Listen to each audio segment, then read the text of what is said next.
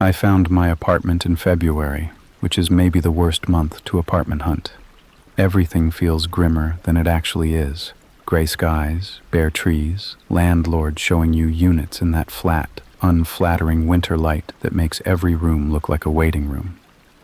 But the moment I walked into 1B on Aldermore Street, something settled in my chest.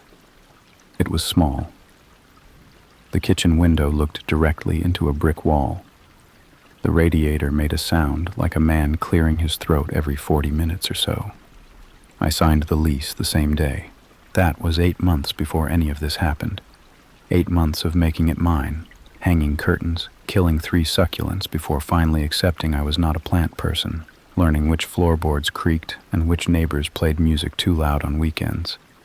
I was 24 and living alone for the first time in my life, and I loved it with an almost embarrassing intensity. Coming home at the end of the day felt like exhaling, like the whole world got quieter the moment I closed the door behind me. I worked a standard office job downtown, 9 to 5, Monday through Friday.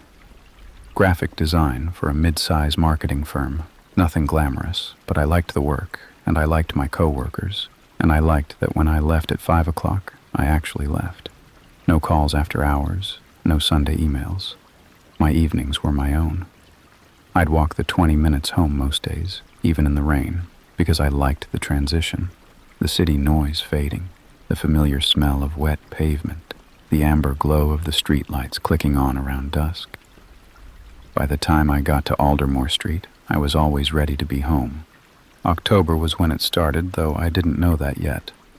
The rain had been steady all week, not a dramatic storm, just that low, gray drizzle that settles in and refuses to leave.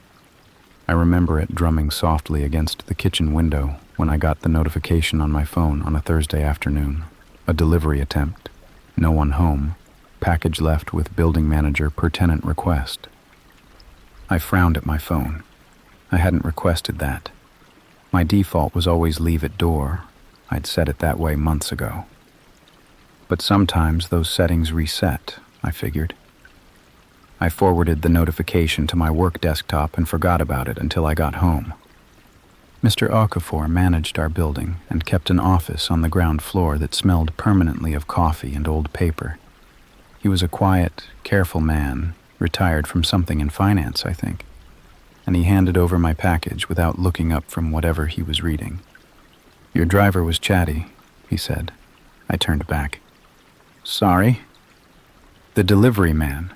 He mentioned the woman who answered was very polite." He glanced up then, just briefly. Told him to bring it down here since she was on her way out. I stood there for a moment, package in both hands. "I wasn't home," I said. Mr. Okafor looked at me properly then. He had the right unit number, 1B. "I know, but I was at work. I've been at work since 8:30. He didn't say anything for a moment. Then, maybe he mixed up the unit. "Maybe," I said. I took the stairs instead of the elevator, which I almost never did. Some instinct I didn't examine. The hallway on the ground floor was quiet, the old overhead light buzzing faintly against the sound of rain outside. I stood in front of my door, locked, deadbolt engaged, exactly as I'd left it, and tried to arrange the pieces into something that made sense. Wrong unit, easy mistake. The building had 12 apartments, and I wasn't the only woman living alone. I unlocked my door and went inside. The apartment looked exactly as I'd left it that morning. Jacket on the hook, dishes drying on the rack, laptop closed on the coffee table. The radiator clicked on with its familiar groan, and outside the rain tapped against the brick wall, steady and soft. Everything was exactly right. Almost. I noticed it when I went to hang up my bag. A small hesitation in my own body, something my brain registered before I could name it. I stood in the doorway and looked down. My doormat was crooked. It sounds like nothing. I know how that sounds. But I am the kind of person who straightens picture frames in other people's houses. I'd had that mat for 6 months and I knew exactly how it sat. Centered, the printed pattern facing out, the rubber backing flush with the door frame. Now it was skewed to the left, pushed aside like someone had stepped on it and knocked it off center. I looked at it for a long moment. Then I told myself it was the draft from the hallway. Old building, gaps under doors, air moves things. It was a perfectly good explanation, except the hallway doesn't have windows, and there hadn't been any wind. I checked every room that night. I'm not sure what I was looking for exactly.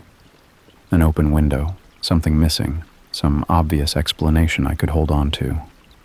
The bathroom, the bedroom, the narrow walk-in closet I used mostly for coats and boxes I hadn't unpacked.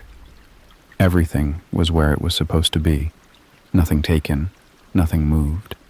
The windows were all locked. The back door that opened onto the building's shared courtyard was bolted from the inside, chain engaged. I sat down on the edge of my bed and talked myself through it out loud, which is something I do when I'm trying to feel rational. Wrong unit. The driver got confused. Someone on another floor had buzzed him in, and he'd gone door to door. It happened. Buildings like mine had that problem all the time. Intercoms that didn't work, tenants letting in strangers without thinking. It meant nothing. I made dinner. I watched something on my laptop. I didn't sleep well. The next morning I called the delivery company from my desk at work, wedged between 8 o'clock emails and a coffee I kept forgetting to drink. I told the customer service rep what Mr. Okafor had said and asked if there was any way to confirm which unit the driver had visited. She put me on hold for 4 minutes, then came back with a note from the driver's log. Unit 1B, she said. He'd written it down specifically because the woman who answered had been helpful, directed him to take the package downstairs since she was heading out. Mid-20s, dark hair, very friendly. I have dark hair. I was 24 at the time. I thanked the rep and hung up and sat very still for a moment, staring at my monitor without seeing it. Then I typed a work email I don't remember writing, and I didn't think about it again until I got home that evening. The cabinet was open, not wide open, just slightly, maybe 2 inches, the way it looks when you haven't quite pushed it all the way closed. The cabinet above the kitchen counter, where I kept mugs and glasses. I stood in the kitchen doorway and stared at it, and I felt that same low, strange hesitation I'd felt with the doormat, like my body was trying to tell me something my brain wasn't ready to accept. I am obsessive about cabinet doors. My mom used to tease me for it growing up. Said I'd close a cabinet before the person using it even finished reaching inside. I never leave them open, not ever. And yet there it was, sitting 2 inches ajar, the edge of a mug just visible in the gap. I closed it. I stood in my kitchen while the rain ticked steadily against the window, and I closed it, and I told myself I'd been rushing that morning. I'd been distracted, thinking about the delivery thing, not paying attention to the small automatic habits. It was a cabinet door. It meant nothing. I mentioned it to my coworker Priya the next day, not in a serious way, more as a funny story, the kind of thing that sounds paranoid when you say it out loud. She laughed and said, maybe I had a ghost. I laughed too.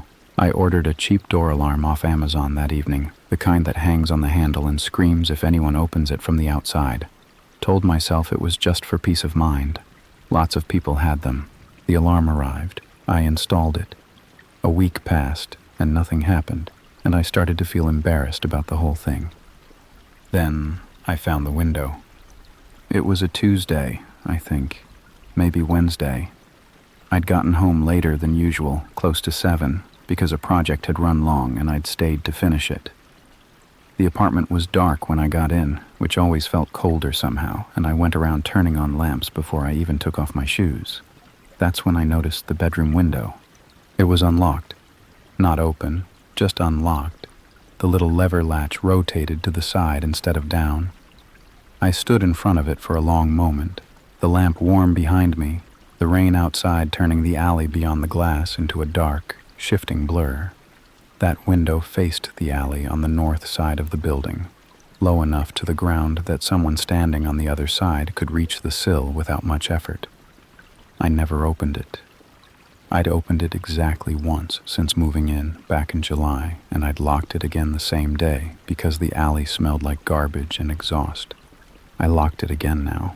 Then I checked every other window in the apartment and went through every room the same way I had the first night. Methodical, quiet, telling myself I was being thorough and not frightened, even though my hands were doing that thing where they won't quite stay still. Everything else was fine. Nothing disturbed, nothing missing. Just the window.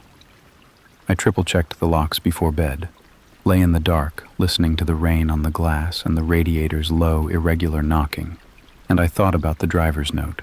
Mid-20s, dark hair, very friendly. And I thought about the cabinet and the doormat and the window. Separately, they were nothing. Each one had a reasonable explanation, but they kept stacking one on top of the other, and the stack was getting harder to ignore.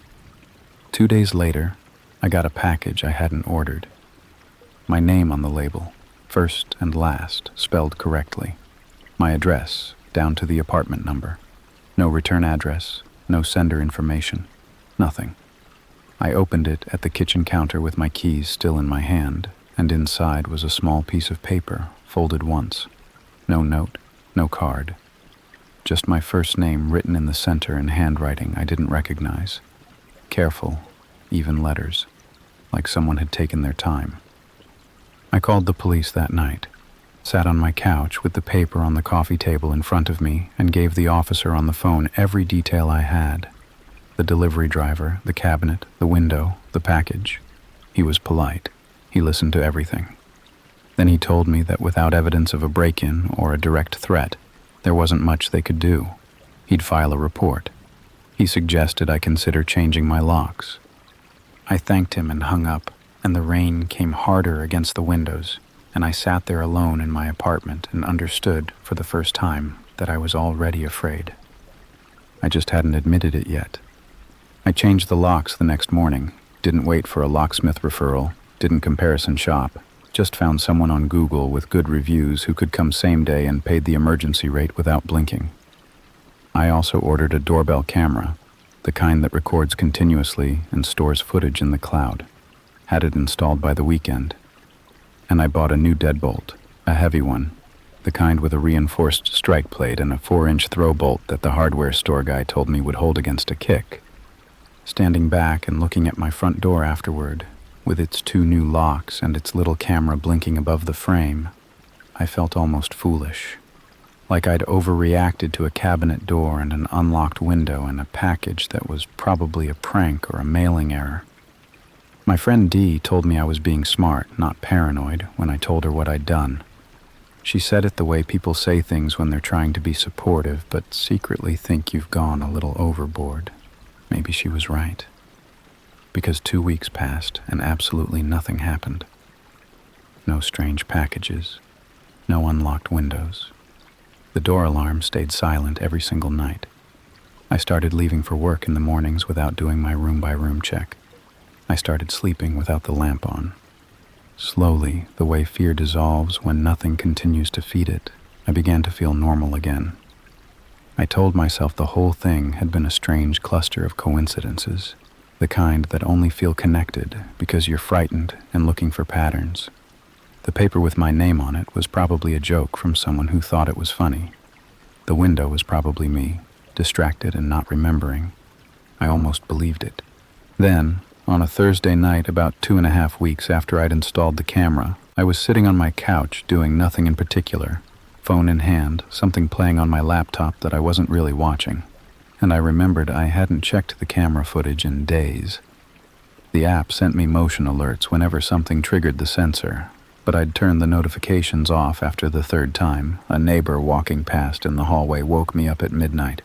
I opened the app now just to scroll through, mostly out of boredom. Most of it was exactly what you'd expect. Me leaving in the mornings, me coming home in the evenings, Mr. Okafor walking past with his mail, the woman from 1C who always carried her groceries in about 6 trips. Then I found the clip from 6 nights ago. 13 to 14 morning. The hallway was dim, not completely dark because the building kept a low emergency light running at night. but dim enough that the camera had switched to its grainy night vision mode, turning everything a pale, washed-out gray. A figure was standing at my door, dark jacket, hood up, facing the door directly, close enough that I couldn't see much beyond their shape. Not knocking, not trying the handle, just standing there, completely still, in the way that people aren't still, not the casual stillness of someone pausing in a hallway, but something deliberate and focused, like all of their attention was concentrated on the other side of that door. I watched them stand there for 4 minutes and 3 seconds. I know because the timestamp was right there in the corner of the screen, ticking forward in pale green numbers while I sat on my couch and forgot to breathe. Then they turned and walked back down the hallway and out of frame. I didn't sleep that night. I called the police at 7 in the morning when I thought someone would actually come, and 2 officers arrived within the hour and stood in my hallway watching the footage on my phone. They took it seriously this time, took the phone number of the camera company, asked about the package, asked whether I'd had any recent conflicts with anyone, asked if I had an ex-partner or a difficult co-worker or anyone I'd recently cut out of my life. I answered everything. I kept my voice steady. I remember being almost proud of myself for that, for how calm I sounded, right up until one of the officers pointed out that the hallway light directly outside my door had been out for that entire stretch of 6 nights. I hadn't noticed. I'd assumed it burned out on its own. He said it was worth checking whether the bulb had been removed. It had been. They filed a report. They told me to stay somewhere else if I could manage it, or at minimum, not to be alone. They said they'd flag the building for additional patrols. They said, and I remember this exactly because I turned it over in my mind for days afterward, that without an identity, there wasn't much more they could do right now, but that I was right to take it seriously, that I should keep taking it seriously. I called my mom on the way back inside, told her I was coming to stay with her for a few days, that I'd explain when I got there. She didn't push. She just said, "Okay, come now. I'll make up your room." I was throwing things into a bag when my phone buzzed. Unknown number. Not a call, a text. I opened it without thinking, the way you do. It was a photo. My building, taken from street level, shot from across the road. Daytime, recent. I could tell because of the small wreath my neighbor in 1A had hung on the exterior door just last week, a little fall thing with dried leaves and an orange ribbon. Crisp and clear, like it had been taken with a decent camera. No caption, no message, just the photo. Just to let me know they'd been watching. Just to let me know they still were. I forwarded the photo to the police and called the officer who'd been to my apartment that morning. He answered on the second ring, which surprised me. I read him the number it came from, and he said they'd look into it. That burner phones were difficult to trace, but not impossible. He asked again if I had somewhere safe to go. I told him I was already packing. My mom lived 40 minutes away in the house I grew up in, a wide, quiet street, a neighborhood where people still knew their neighbors by name. I'd always associated that house with safety in the uncomplicated way you do when something has only ever been good to you. But I sat in her kitchen that night drinking tea I didn't want while she asked careful questions, watching her face do the thing parents' faces do when they're frightened but trying not to show it, and I felt the safety of it straining at the edges. Because the photo had been taken from outside my building in the middle of the afternoon on a regular weekday. Whoever this was didn't only come at 3 a.m. They came whenever they wanted. I stayed at my mom's for 5 days. On the 6th day, the officer called back to confirm what he'd suspected. The number was a burner, purchased with cash, no way to trace it further. Dead end. He asked how I was doing. I said fine, which wasn't true, and he said to keep staying somewhere safe while they continued to monitor the building. On the 7th day, I went back to get more of my things. I wasn't planning to stay, just in and out, bag packed, gone again. My mom offered to come with me, and I told her I'd be faster alone, which I believed at the time. The apartment felt different in the daytime. Smaller somehow, and very quiet. The rain outside reduced to a thin mist that made the windows go soft and gray. I moved quickly, bedroom first, pulling things from drawers and folding them badly into my bag, telling myself I'd sort it all out later. I grabbed my laptop, my charger, the good headphones I'd forgotten the first time. Then I went to the walk-in closet for my heavier coat, because the temperature had dropped while I'd been gone, and the coat I'd left in was too light. The closet was narrow, just wide enough to stand in, maybe 4 feet deep, with a single hanging rod and a shelf above it, and boxes stacked along the back wall that I'd been meaning to properly unpack since February. I pushed through the hanging clothes toward the back, the coats heavy and close on either side, reaching for the gray wool one I kept toward the rear. That's when I saw the hook.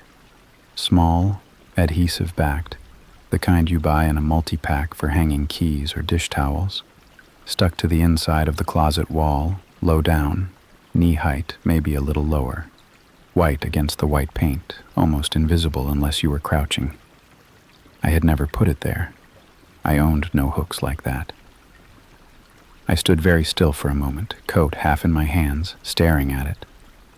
Then I looked at the floor, behind the boxes, pushed into the far back corner where the coats hung thickest and the shadow was deepest, a folding camp stool.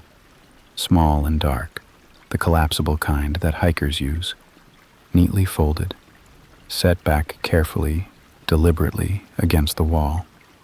I had never owned a camp stool. I didn't scream. I've thought about that a lot since then. Why I didn't scream, why I didn't run. What I did instead was go completely still, the way you do when some deep animal part of your brain is trying to assess something it doesn't have language for yet.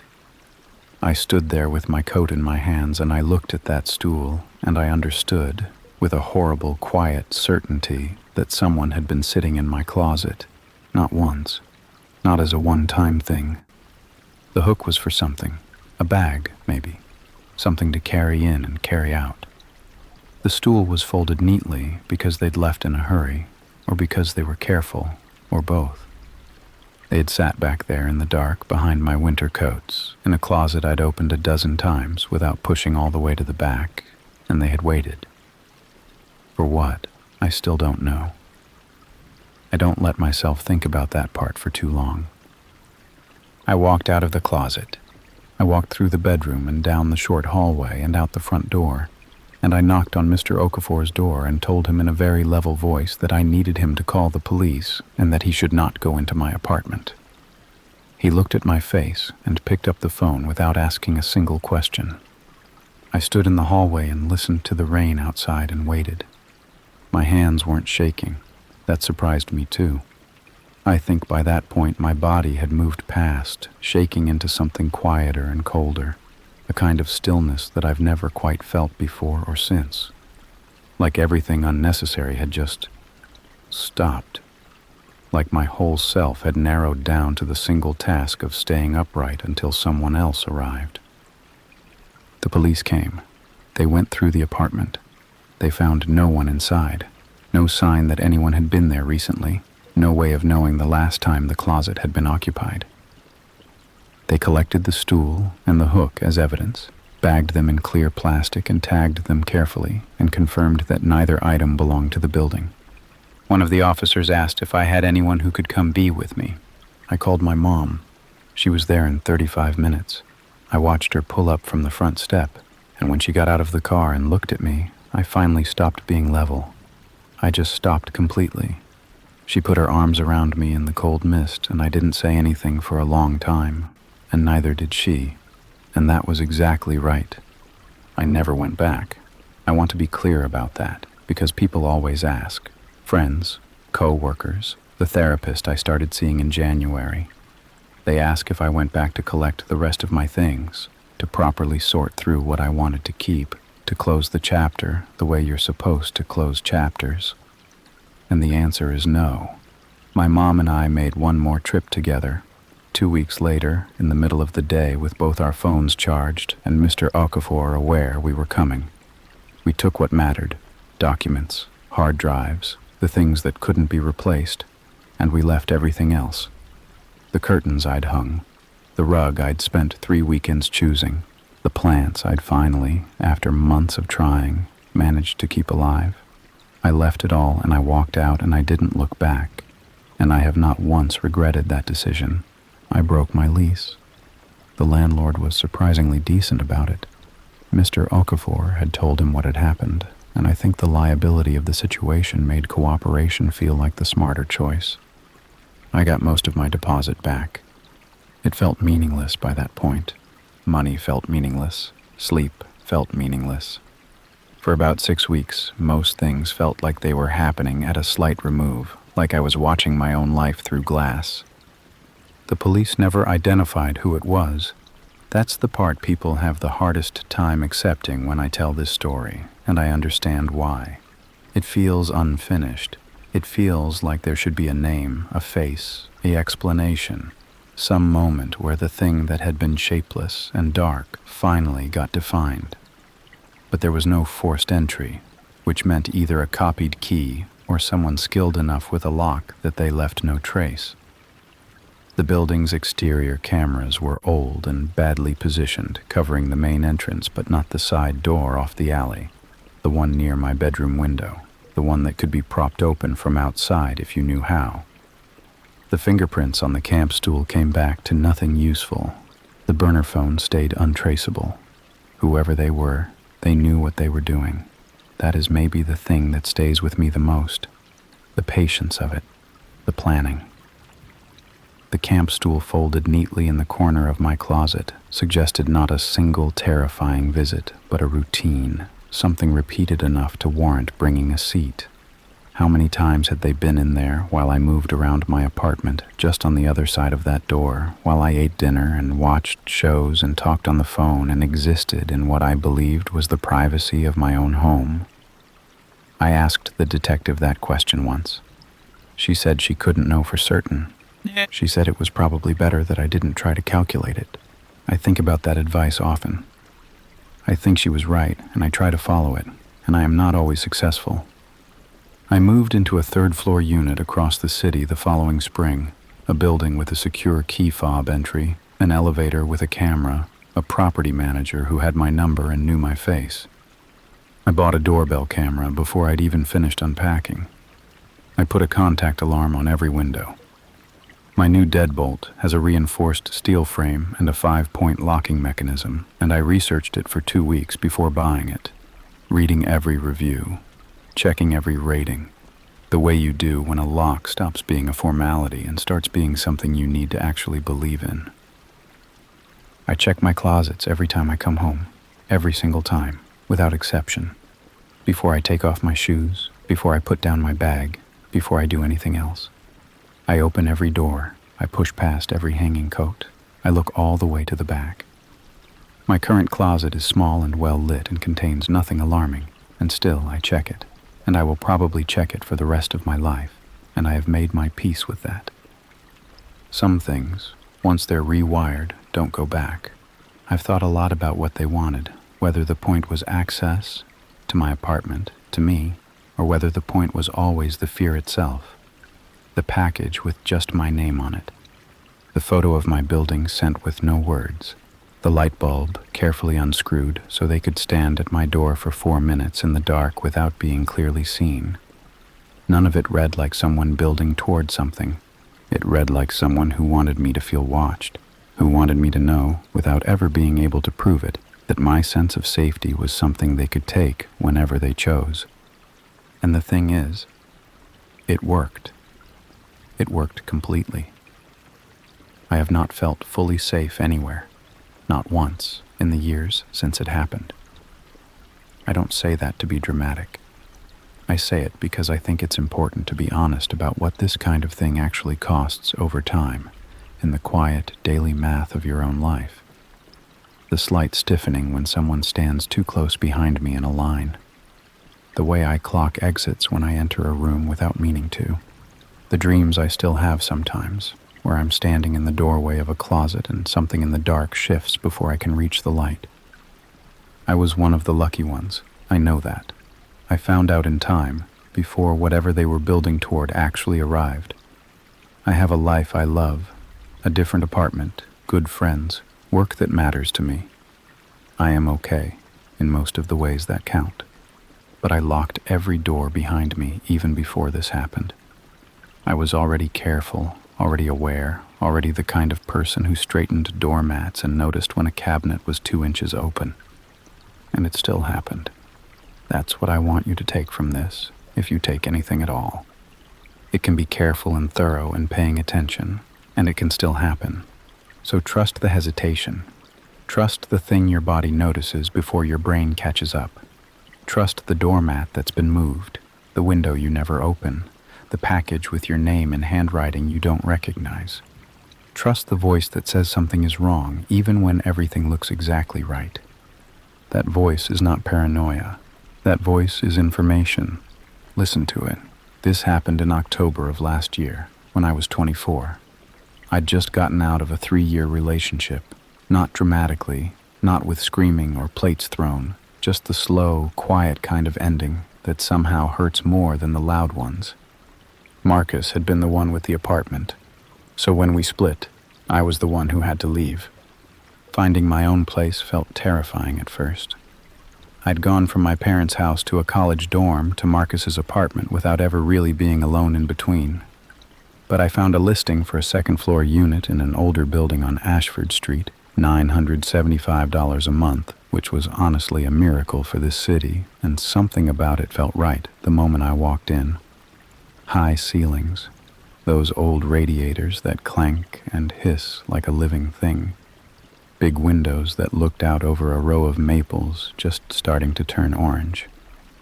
I signed the lease on a Tuesday, moved in that Friday, cried a little the first night, but not sad crying. The relieved kind. The apartment had its quirks, the way old buildings always do. The hot water took about 45 seconds to arrive. The kitchen light buzzed faintly if you left it on too long. The closet in the bedroom had a door that didn't latch properly, and I got into the habit of pressing it firmly shut every night before bed. I don't know why it bothered me. I'm not someone who's afraid of the dark, not really. But something about a closet standing open while I slept made me uneasy in a way I couldn't explain. My landlord's name was Ray. Early 60s, heavy set, with the kind of mustache that went out of style somewhere around 1987. He was friendly enough in a distant, transactional way, showed me how to work the boiler, left a handwritten note about trash pickup days. He mentioned he might need to come by occasionally for maintenance checks, but he'd always let me know first. I thought that was reasonable at the time. Working from home meant I was in the apartment most of the day, which I loved. My desk was by the big window, and I'd work with it cracked open a few inches even as the weather cooled, just enough to let in that October air, damp and wood smoke and the distant sound of cars on wet pavement. When it rained, which it did often that month, the drops collected in the fire escape grating outside my window and dripped in a slow, steady rhythm that I started to depend on. It was the kind of sound that made the apartment feel sealed off from everything else, like the rest of the world was just background noise. Those first few weeks were genuinely good. I cooked real food for the first time in years because I could decide what went in the fridge without negotiating. I rearranged the furniture twice, bought too many plants, stayed up until 2 in the morning watching old movies with nobody to tell me to turn the volume down. It sounds small, but after 3 years of building a life around someone else's preferences, small felt enormous. My best friend Danny came over the second weekend and we drank wine and sat on the floor, and she said it felt like me. I didn't know what she meant exactly, but I knew she was right. I started sleeping better than I had in months. The radiator, the rain, the particular hush of the building at night, it all added up to something that felt safe, cozy even. I'd fall asleep with my phone on the nightstand and wake up 8 hours later feeling like an actual person. I should say this here, because it matters. I don't look at my camera roll very often. I take photos on impulse and forget about them immediately. So, when I opened the app one evening in late October to find a picture my sister had sent me, I had to scroll back through a few weeks of accumulated clutter, screenshots, pictures of my plants, a blurry shot of a receipt I'd meant to expense. That's when I saw it.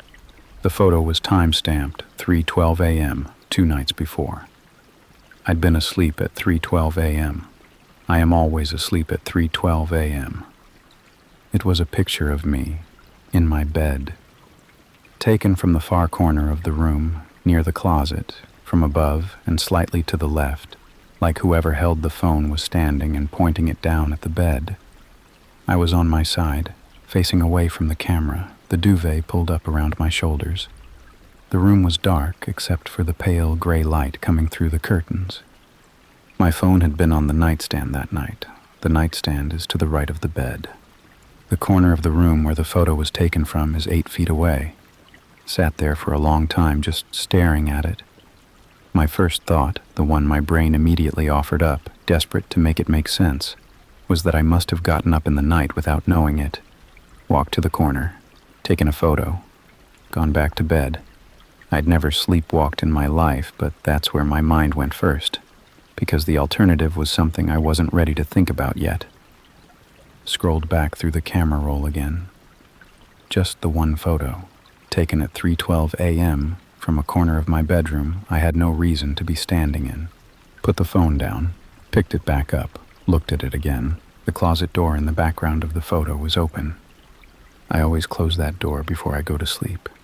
Spent the next hour trying to explain it to myself.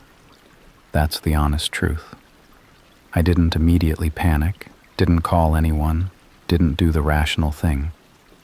I just sat at my kitchen table with my laptop open and tried to logic my way out of it, the way you do when something frightens you and you're alone and it's 11 o'clock at night and you don't want it to be true.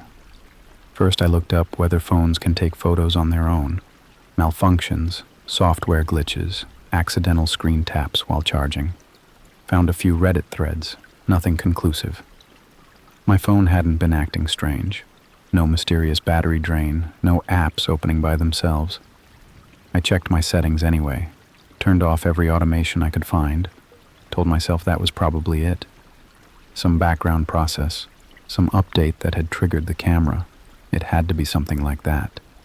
But the angle wouldn't leave me alone. I kept coming back to the angle. Opened the photo again. I don't know why I kept doing that. It was like pressing a bruise. And studied it. The perspective was too high for the nightstand, too far left, too deliberate.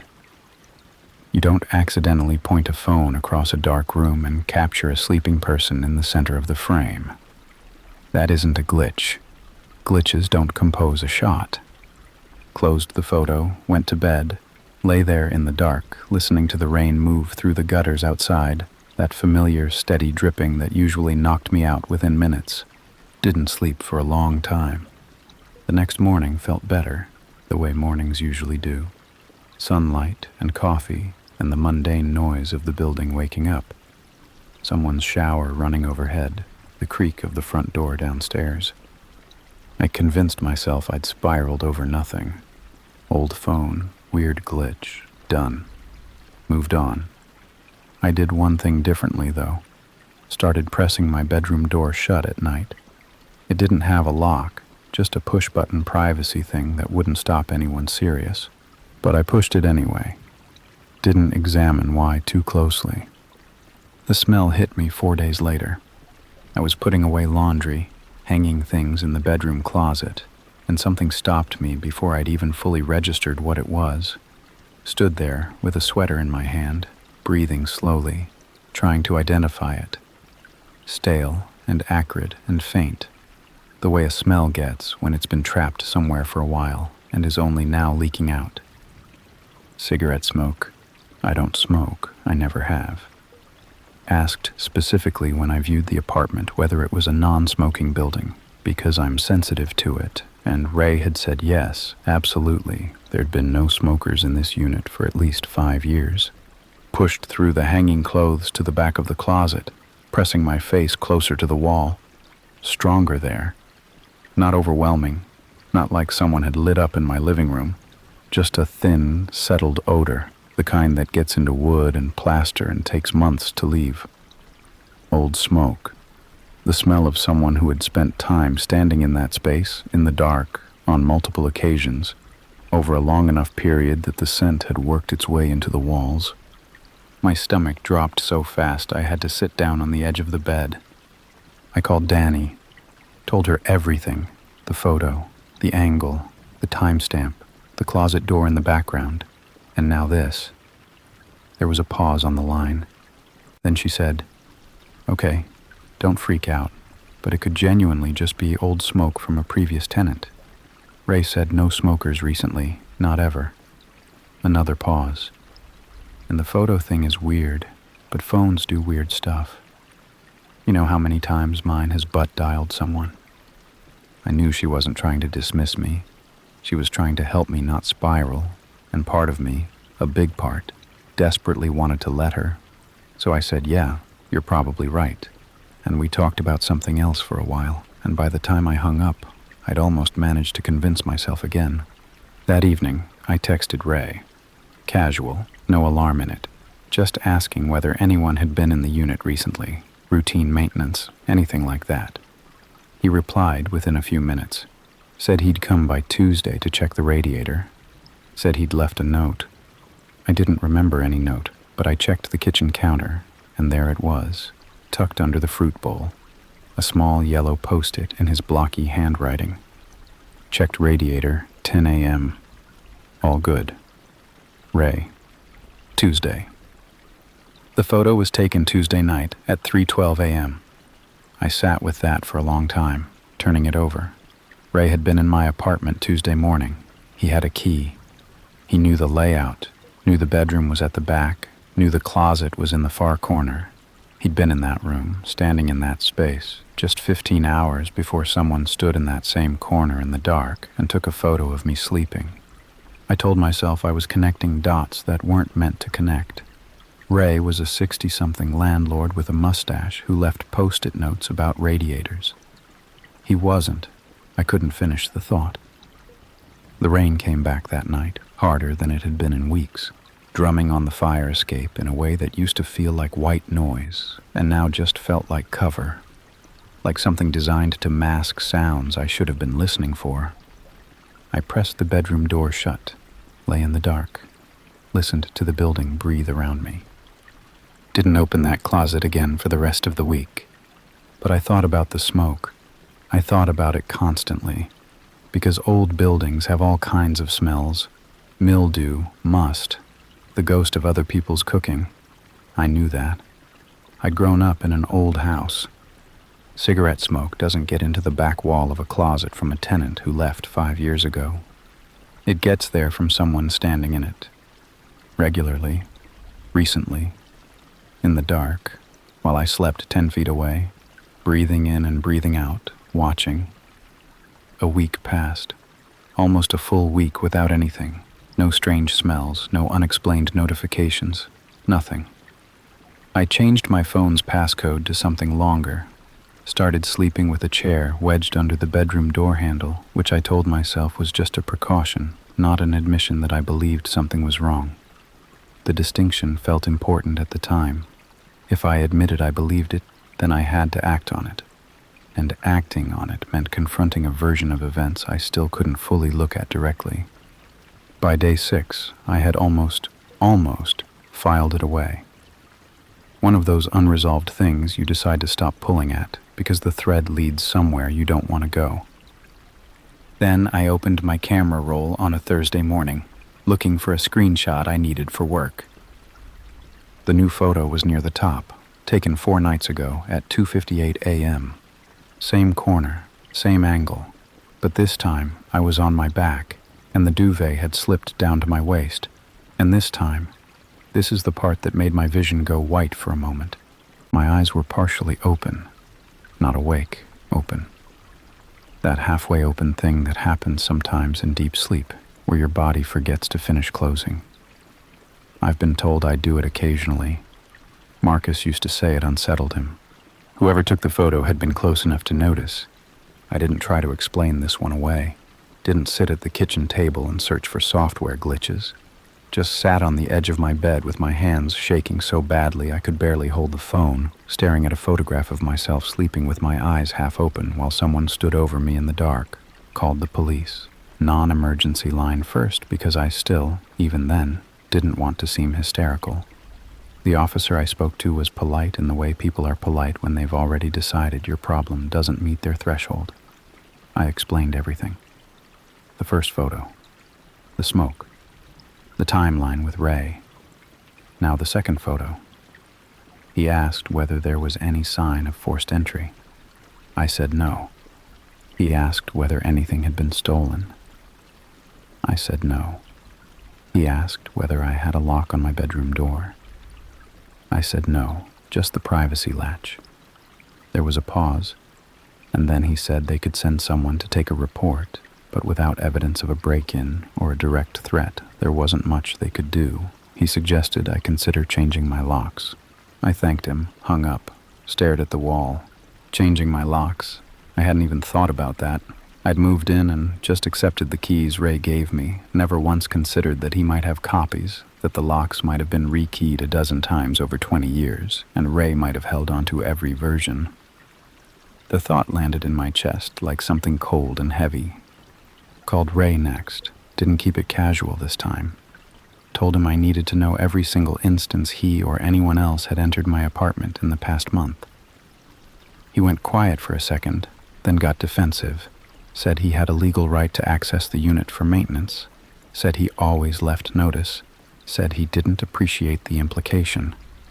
I pushed back, asked him directly whether he had come by at any other time beyond the Tuesday radiator check. Another pause. He said no. His voice had gone flat and careful, the friendliness completely gone, like a light switching off. I'd appreciate it if you raised any concerns through the proper channels, he said. Then he hung up. I sat there for a long time after that call, replaying his tone. The way it had changed so fast, the flatness of it. There was no confusion in his voice, no worry, no, what's this about? Just a wall going up. Like a man who knew exactly what was being asked and had already decided how to answer it. Ordered a doorbell camera online that same afternoon, expedited shipping, had it installed by the following evening, a small, wide-angle unit mounted above the front door, angled to catch anyone coming in or going out. Danny came over to help me set it up and stayed for dinner, and having her there made me feel almost normal again. Almost. She said if anything looked wrong on the footage to call her immediately. I said I would. Went to bed that night with the app open on my phone, the live feed showing the empty hallway outside my door in gray-green night vision. Fell asleep watching it. Woke up the next morning and almost didn't check the overnight footage. That's the truth. Some part of me had already started bargaining again. If nothing happened last night, then maybe it's over. Maybe it was Ray and now he knows I'm watching and he'll stop. And I knew that if I opened the app and saw nothing, I'd feel justified in that bargain. I was so tired of being afraid. I just wanted it to be over. Checked it anyway. The timestamp on the motion alert read 2:47 a.m. The front door opened slowly, just a few inches at first, then wider. A figure moved through, dark hoodie, head angled down and forward, like someone who knew exactly where the camera was going to be and had made sure from the very first step not to give it a face. The figure moved through the hallway toward the bedroom and stayed there, the timestamp on the next motion alert, the one that triggered when they left, read 3:24 a.m. 37 minutes. Whoever had been in my apartment had stood in my bedroom for 37 minutes in the dark and then walked back out and closed the front door quietly behind them and disappeared into a night that was by then completely still. The rain finally stopped, the fire escape outside my window dripping its last few drops into silence. I didn't go to a hotel. I know that sounds insane given everything I just told you. The photos, the smoke, the footage, 37 minutes. But it was 7 in the morning. I hadn't slept properly in 2 weeks, and something in me had gone very quiet and very flat in a way that scared me almost as much as the footage itself. I wasn't panicking. I was past panic. I had moved into something colder and more mechanical, where every thought arrived in small, simple steps. Step 1. I forwarded the footage to Danny and to my own email. Step 2. I called the police again, non-emergency, same as before. except this time I had a video. The officer I spoke to was different from the first one, younger sounding. He took it more seriously, said he'd flag it, said to call back if I felt in immediate danger or if I could identify the person on the footage. I told him about Ray, about the timeline. He said they'd look into it, but without a clearer image of the face. There wasn't much to move on yet. He said the words "look into it" the way people say them when they mean file it away. I thanked him, again, and hung up, again. Spent the rest of the day at Danny's. Came back in the evening to pack a bag. Enough for a week, maybe 2, until I figured out what to do about the lease, about the locks, about all of it. Standing in my bedroom pulling clothes from the dresser, I felt the wrongness of the space acutely, the way you feel a tooth with your tongue after the dentist tells you there's a problem. Everything looked the same. Nothing felt the same. The closet door was closed. I had closed it myself that morning. Didn't open it. Packed fast, grabbed my laptop, my chargers, the small photo of my mom I kept on the nightstand. Zipped the bag, checked the time, 1:22 a.m.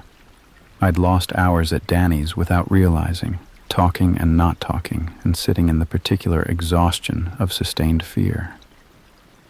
1:22 a.m. I needed to leave. Carried the bag to the front door. Heard the lock turn. Not the deadbolt. I still had the chain on the deadbolt. The lower lock. The one that came with the key Ray had given me. The one I had not yet changed, because the locksmith couldn't come until tomorrow afternoon. The door pushed inward 2 inches, caught the chain, stopped. I didn't move, didn't breathe. A pause on the other side, long enough that I started to wonder if I'd imagined it, long enough that my brain began its work. Maybe it's another tenant, wrong door, maybe. The door pushed again, testing the chain. My phone was in my hand before I'd decided to reach for it. Opened the keypad, dialed 911, pressed it to my ear, and walked backward as quietly as I could, away from the front door, down the hallway, into the bathroom. Closed the door, locked it, pressed my back against the far wall next to the toilet and slid down until I was sitting on the cold tile floor with my knees pulled to my chest. The 911 operator answered. I whispered, told her someone was trying to get into my apartment, gave her the address. She told me to stay on the line and stay where I was, told me units were on their way. Silence from the front of the apartment, then footsteps.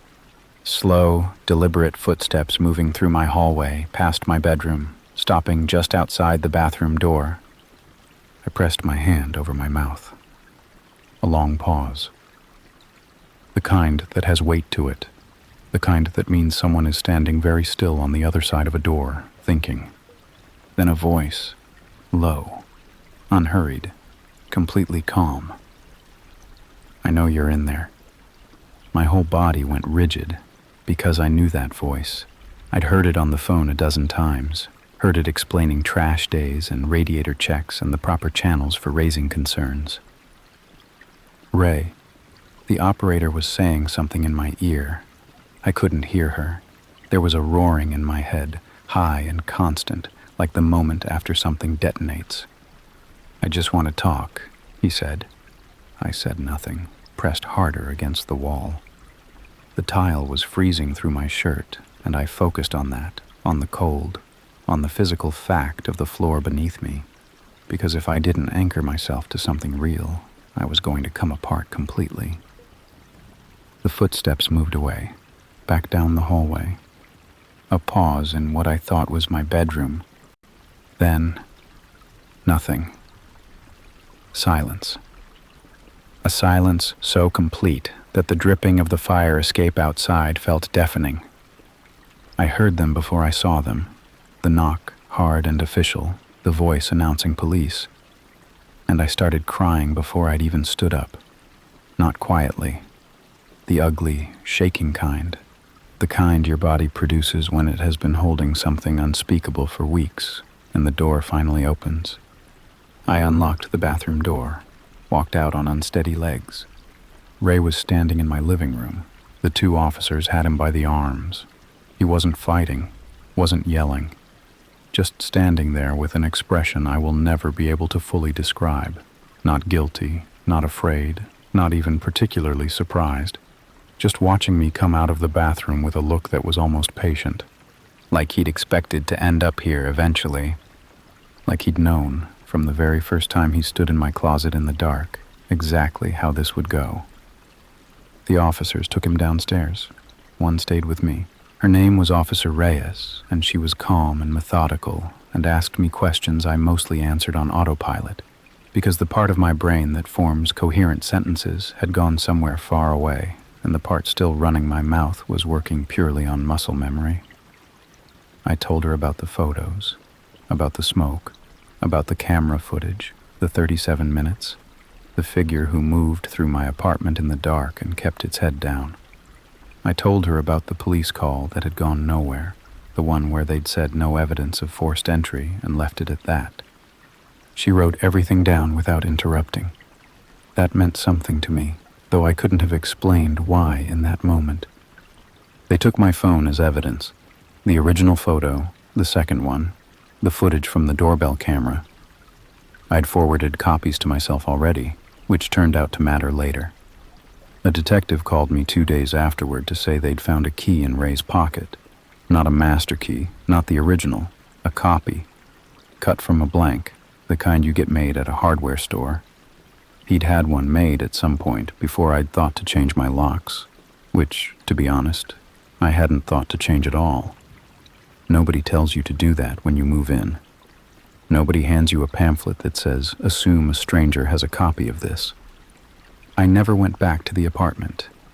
Danny came with me once, in the daylight, with 2 of her brothers, to get the rest of my things. Stood in the doorway of my bedroom while they carried boxes and tried to reconcile the room I'd loved. The maples visible through the window, the radiator, the particular quality of afternoon light. With everything I now knew about it. Couldn't do it. Waited in the hallway instead. The charges stuck. The photo metadata, the footage, the key, and a conversation Ray apparently had with one of the officers in which he said things that did not help his case. I don't know the specifics, and honestly, I stopped wanting to know. Some details aren't mine to carry. What I know is that it went forward, and what happened after that is still working its way through a system that moves slowly and grinds fine. I know I was one of the lucky ones, not because nothing happened to me. Something happened to me every night for God knows how long while I lay in my bed thinking I was safe. But because I found the photo, because I installed the camera, because I was awake and packing a bag when he came back for the last time instead of asleep in the dark with no idea he was standing over me. I think about that a lot. The version of this where I never scroll back through my camera roll, where I keep not looking, keep rationalizing, keep pressing the bedroom door shut and telling myself it's enough. That version exists. I almost lived it. Here's what I do differently now, and I mean every single one of these without exception. I change the locks the day I move in before I unpack a single box. I have a doorbell camera that feeds to my phone and to Danny's in real time. I sleep with my actual deadbolt engaged, not just the lower lock, because I know now that a lower lock is a suggestion and a deadbolt is a fact. And I trust the thing in my gut that says something is wrong, not the part of my brain that talks it back down, not the voice that says you're being paranoid and you don't want to seem crazy and it's probably nothing. That voice almost got me killed. I don't negotiate with it anymore. The hardest part isn't the locks or the cameras or even the nightmares, though there were nightmares for a long time. A specific one where I wake up in my old bedroom and the closet door is open and I can see a shape in the dark and I can't move, can't speak, can't do anything except lie there and wait. That one still comes back sometimes. Probably always will. The hardest part is that I loved that apartment. Genuinely, deeply loved it in the way you love a place that feels like the first version of yourself you've chosen on purpose. The high ceilings and the buzzing kitchen light and the rain on the fire escape and all of it. I moved in there as someone who had never really been alone, and I was becoming slowly someone who was okay with that, who was maybe even good at it. That got taken from me too, not just the apartment, the feeling. I'm in a different place now. 3rd floor, building with a coded entry, a landlord I've never once met in person because everything goes through a management company. Some nights I lie awake and listen for footsteps in the hallway and remind myself it's just the building settling, just other tenants, just the ordinary sounds of a structure full of people living their ordinary lives. Most nights I believe it. The thing I want you to take from this, if you take anything, is that I felt it. I felt it from the beginning, that low-frequency wrongness I kept explaining away, the angle of the photo, the smell in the closet, the rain that started to sound like cover instead of comfort. My body was telling me the whole time. I just kept finding reasons not to listen. You know that feeling. Most of us do. That small, insistent voice that gets polite smiled out of the room because we're afraid of being wrong, afraid of being difficult, afraid of making something out of nothing. Listen to it. It knows things before you do, and it is never, ever wrong. I found the apartment on a Tuesday in April, and I knew it was mine before I even made it through the front door. That probably sounds dramatic, but I'd spent the previous 4 months sleeping on my friend Dara's couch after Marcus and I split, living out of 2 suitcases and a garbage bag of shoes, eating cereal for dinner because I couldn't bring myself to cook a real meal for one person. So when the property manager pushed open the door to Unit 104 and I saw the afternoon light coming through those big windows, I actually had to swallow something down. Relief, maybe, or something closer to hope. It was a ground floor unit in a mid-rise building on Alderman Street, not the nicest part of the city, not the worst. The apartment itself was small but not cramped, with hardwood floors that creaked pleasantly and a kitchen window that looked out over a narrow strip of garden nobody seemed to tend. The building was old. You could feel it in the way the radiator knocked, in the slight unevenness of the door frames, in the way sound moved through the walls like it was looking for somewhere to settle. None of that bothered me. I'd grown up in an old house. Old buildings felt lived into me. They felt honest. I signed the lease that Friday and moved in that weekend with Dara's help and a rented van. By Sunday night, I had my bed set up, my books on the shelf, my coffee maker on the counter. I sat on the floor with takeout containers between us and felt, for the first time in months, like I could breathe. "You sure you're okay being alone?" Dara asked. She was watching me the way she'd been watching me since April, carefully, like I might crack. "I'm better than okay," I told her, and I meant it. That was in May. By October, I genuinely loved that apartment. Loved coming home to it. Loved the specific silence of it at night. Loved the way the season had shifted around me while I settled in. I'd started cooking real meals again. I'd bought plants. I had a routine. Up at 7, work from home until 3, run in the evenings when the weather held, TV and a book until I fell asleep. It was a quiet life. I was building it intentionally, piece by piece, and I was proud of it. Autumn suited the apartment. The radiator came back to life in September and filled the place with that familiar clanking warmth, and the rain, when it came, hit the ground floor windows at an angle that made the whole apartment feel like a snow globe. I started leaving the window cracked, just enough to hear it. The smell of cold rain and wet pavement became the smell of being home, of being safe. Some nights, I'd sit at my kitchen table with tea and just listen to it drum against the glass, not reading, not watching anything, just existing in the quiet.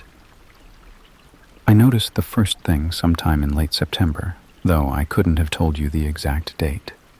I'd come back from a run to find my laptop on the left side of my coffee table instead of the right.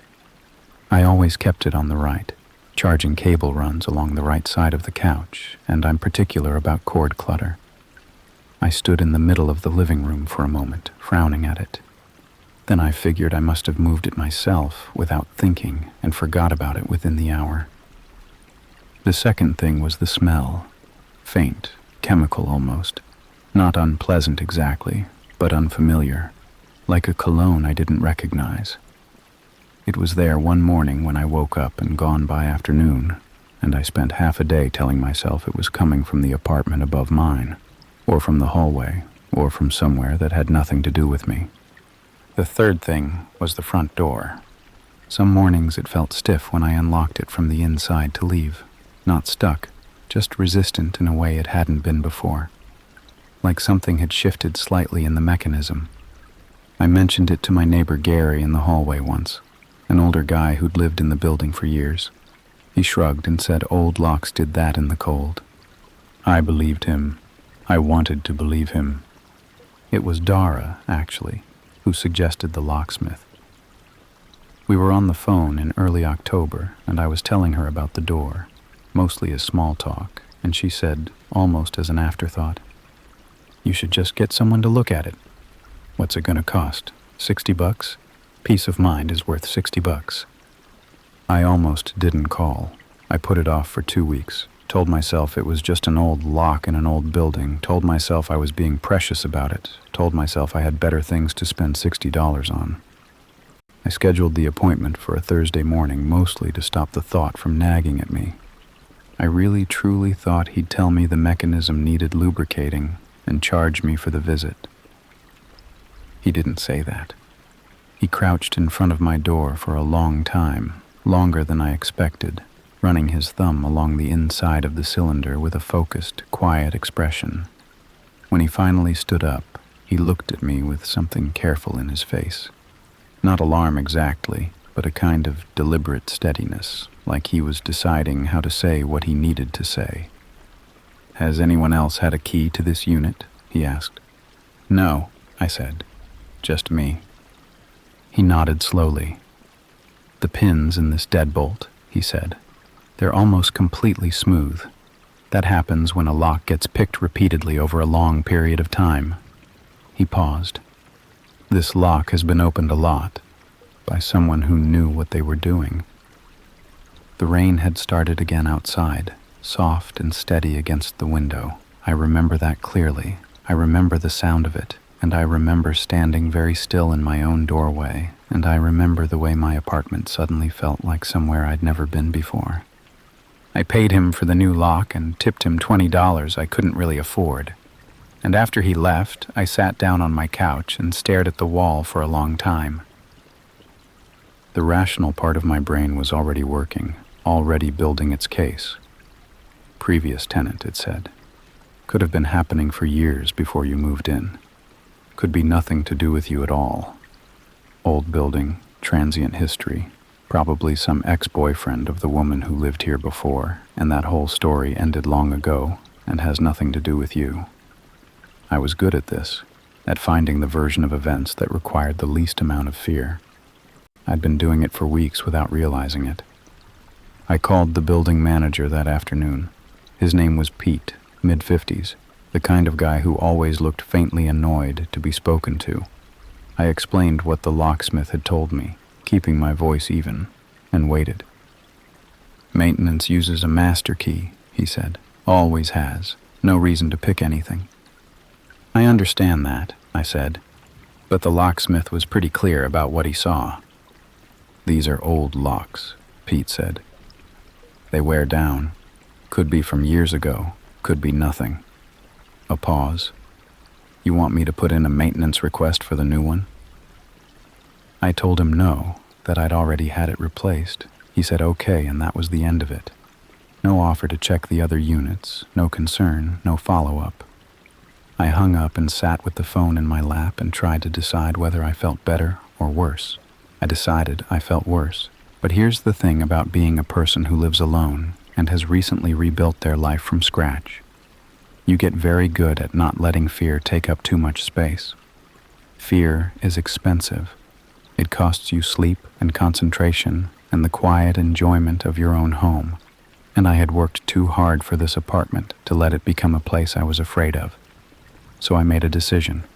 New lock, new start. Whatever had happened before me, it was over now. I was going to be fine. I almost was. The laptop thing happened again in mid-October. Same scenario. Came home from a run, found it on the wrong side of the table. This time I stood there longer. This time I didn't move it back right away.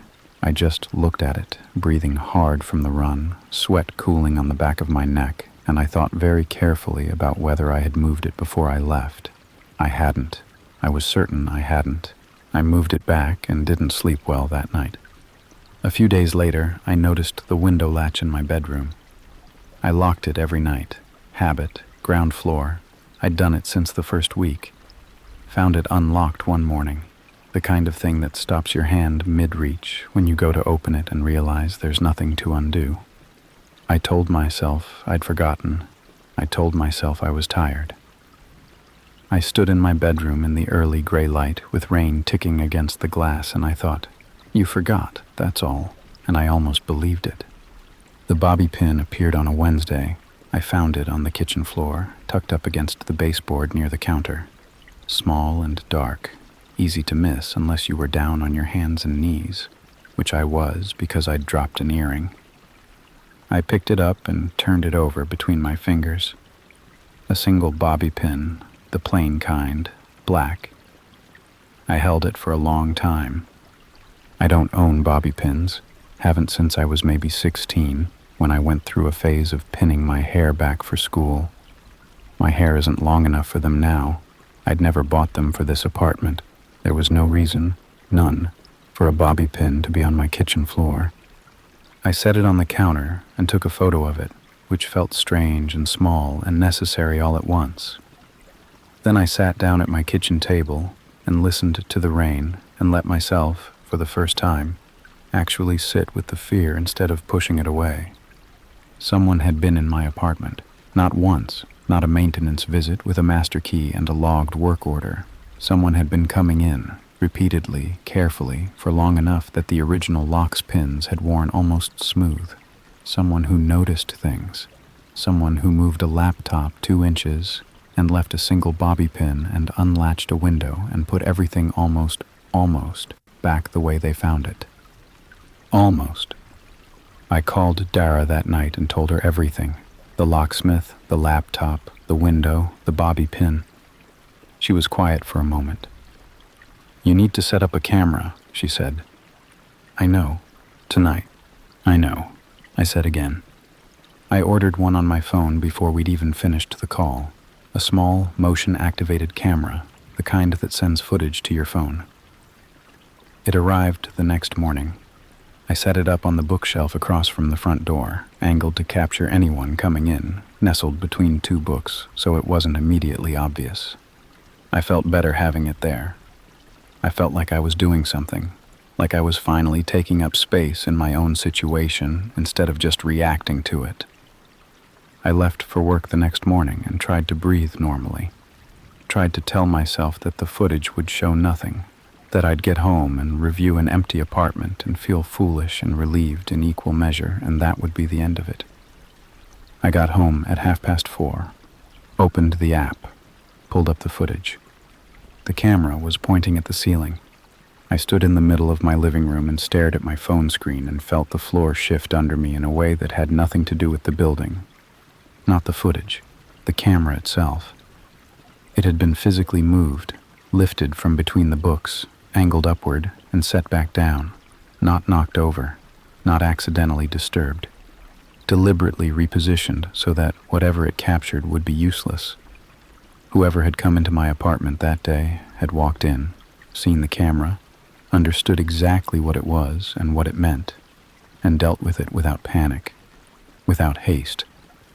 They'd just tilted it toward the ceiling and carried on. That was the part that undid me. Not the violation of it, though that was there too, thick and nauseating at the back of my throat. It was the calmness of it, the familiarity. This was someone who walked into my apartment the way you walk into a room you know well. Someone who noticed the new addition immediately, who wasn't startled by it, who simply made a small adjustment and moved on. Like they belonged there, like they'd always belonged there. I called the police.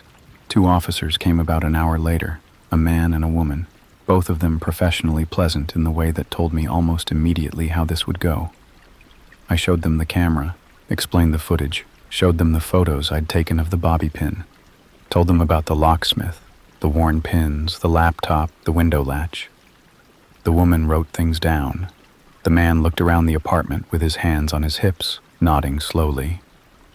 "Has anything been taken?" he asked. "No," I said. "Any damage to the unit?" "No." He nodded again.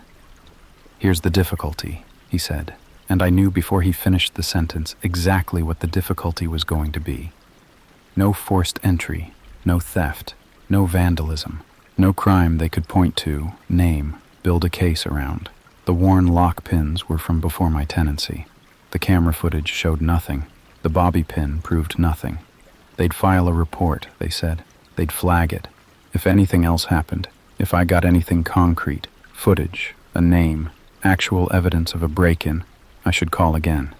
They were gone within 40 minutes. I locked the new deadbolt behind them and stood with my forehead almost touching the door and breathed. I moved the camera that night, spent an hour finding the right spot, a high shelf on the far wall, angled down, tucked behind a trailing plant, so it was genuinely difficult to see unless you were looking for it. I tested it from every position in the room. I changed the sensitivity settings. I set it to alert my phone the moment it detected any motion at all. Then I pulled a chair from the kitchen and wedged it under the door handle and went to bed. I don't know how long I'd been asleep when I heard it. 3 a.m, maybe a little after. The kind of hour where the whole world has gone somewhere else and left you alone in the dark. The rain had come back. I could hear it low and steady outside, filling in the silence the way it did. And the radiator had gone quiet for once, and the building felt completely still. I was deep in that heavy, dreamless sleep you fall into when you're exhausted from being afraid. And then I was completely, suddenly, wide awake. The sound was at the door, soft, metallic. A faint, precise clicking. Not the building settling, not a pipe, not anything I could explain away. The specific, deliberate sound of something working inside a lock mechanism. My new lock. The one I'd had installed 4 days ago. I didn't move. I don't think I could have. Every muscle in my body went rigid at once. That total freeze response where your brain stops sending signals to your limbs and just floods your system with adrenaline instead. And all you can do is lie there and listen and try to keep your breathing quiet.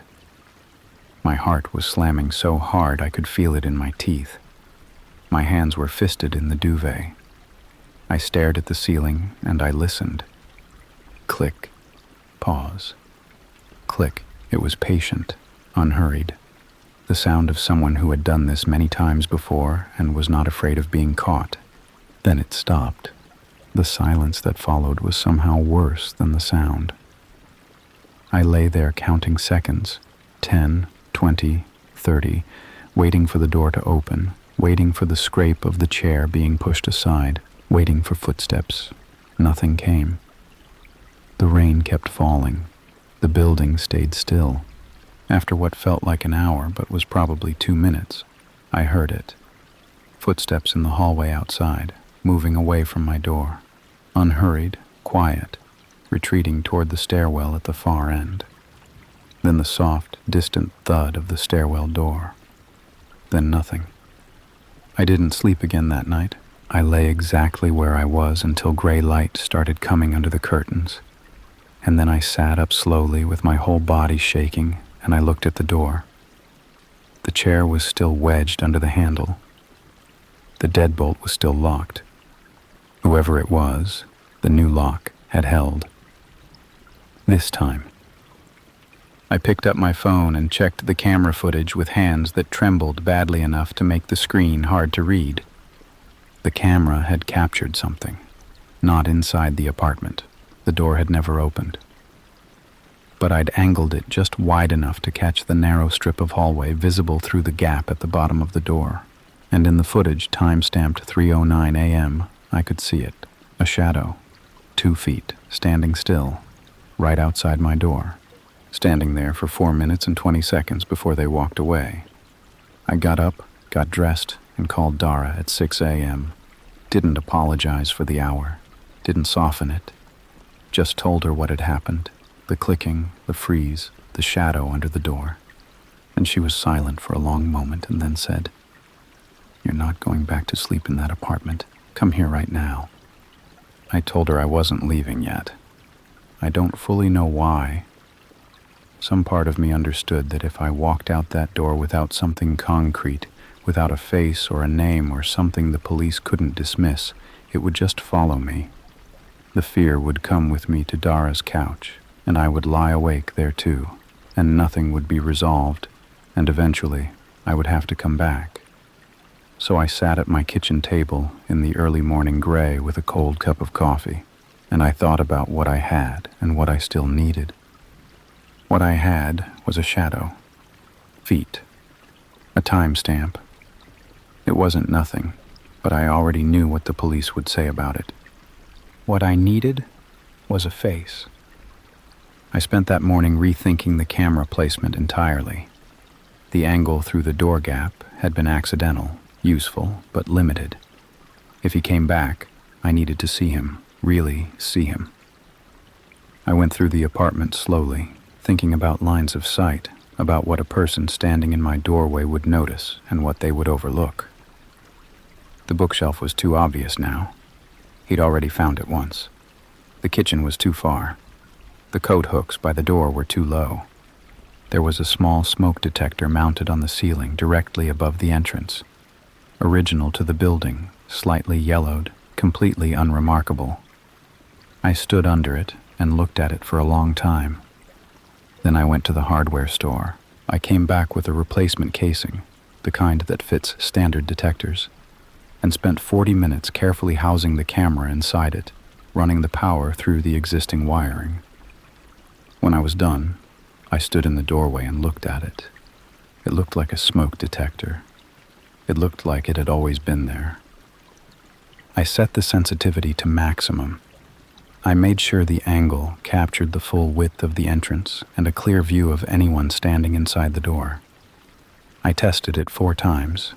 Then I packed a bag, 3 days of clothes, my laptop, my chargers, and I called Dara and told her I was coming. I stayed at Dara's for 2 nights. The first night, the footage showed nothing. Empty hallway, empty apartment, the rain moving in shadows across the window in the background. I watched it anyway, twice, before I could sleep. The second night, at 11:48 p.m., the camera activated. I was already in bed at Dara's when my phone buzzed with the motion alert. I sat up in the dark guest room and opened the app with my heart already going, already knowing before the footage loaded what it was going to show me. And I was right. The door opened, not the attempt from 2 nights ago. Fully open this time, swinging inward, smooth and practiced, no hesitation. The new lock defeated the same way the old one had been, over and over, until it barely resisted anymore. He must have been working on the technique since I'd changed it, studying the new mechanism, adapting. He stepped inside. I could see him clearly. The camera angle was near perfect, slightly downward, centered, sharp enough in the low light to make out his face without any question. He was tall, lean, somewhere in his mid-40s. Dark jacket, dark trousers, the kind of nondescript clothes designed not to be remembered. He moved slowly into the apartment, pausing inside the entrance, and he looked around the room with an expression I still have trouble describing. Not hungry exactly, not threatening in any obvious way, just proprietary, like he was checking on something that belonged to him. He looked at the space where my camera used to be on the bookshelf. The books were still there. The gap between them was still there. He stared at it for a moment, then looked around the room more carefully, and something shifted in his expression. A slight tightening, a flicker of something I can only call recalculation. He knew it had been moved. He just didn't know where. He spent 11 minutes in my apartment. I watched all 11 minutes from Dara's guest room with my hand pressed flat against my mouth. He went through the kitchen, opened 2 drawers, closed them. Stood in the bedroom doorway for a long moment without going in. Came back to the living room and stood very still near the window, looking out at the rain-dark street below. And there was something about that, about the stillness of it, the ease of it, that made my stomach turn completely over. Then he left. Pulled the door shut behind him, careful and quiet. I screenshot the footage, every frame with his face in it. 6 clear images, his features unmistakable. I texted them to Dara immediately, then emailed them to myself, then saved them to the cloud. My hands were shaking so badly I had to redo the email twice. I called the police at midnight and told them I had footage. A detective called me back within the hour. It wasn't until I was on the phone, answering their questions, that I finally let myself look at his face again. I'd seen him before. I knew exactly where. He lived on the 3rd floor. Apartment 312. I'd passed him in the elevator probably a dozen times. Quiet, always nodded. The kind of neighbor you file away as harmless because they never gave you a reason not to. I didn't know his name. I'd never had a reason to learn it. He was just a man in the building, one of 30, one of the ones you stop seeing because they've always been there. He'd been watching me the whole time. I stayed at Dara's that night, and the next, and the one after that. I didn't go back to Alderman Street alone again, not once. His name was Raymond Polk. That's what the detective told me 3 days later, sitting across from me at a table in a room that smelled like burnt coffee and old carpet. Raymond Polk, 46, employed by a commercial cleaning company that serviced office buildings downtown. No prior arrests, no restraining orders on file, nothing that would have made him visible to anyone looking. She said it like she was reading from a report, which she was, and I sat there and turned the name over in my head and tried to make it fit the figure I'd watched on that footage. The man standing at my window in the dark, looking out at the rain like he owned the view. Raymond Polk. A completely ordinary name for something I still don't have the right word for. They'd brought him in the morning after I provided the footage. He didn't deny being in the apartment. What he said instead, and the detective relayed this to me with the careful, neutral tone of someone delivering information they find deeply unpleasant, was that he'd been looking after things. That's how he put it, looking after things. Like he'd appointed himself to a role nobody had offered him and had been carrying out his duties faithfully for months.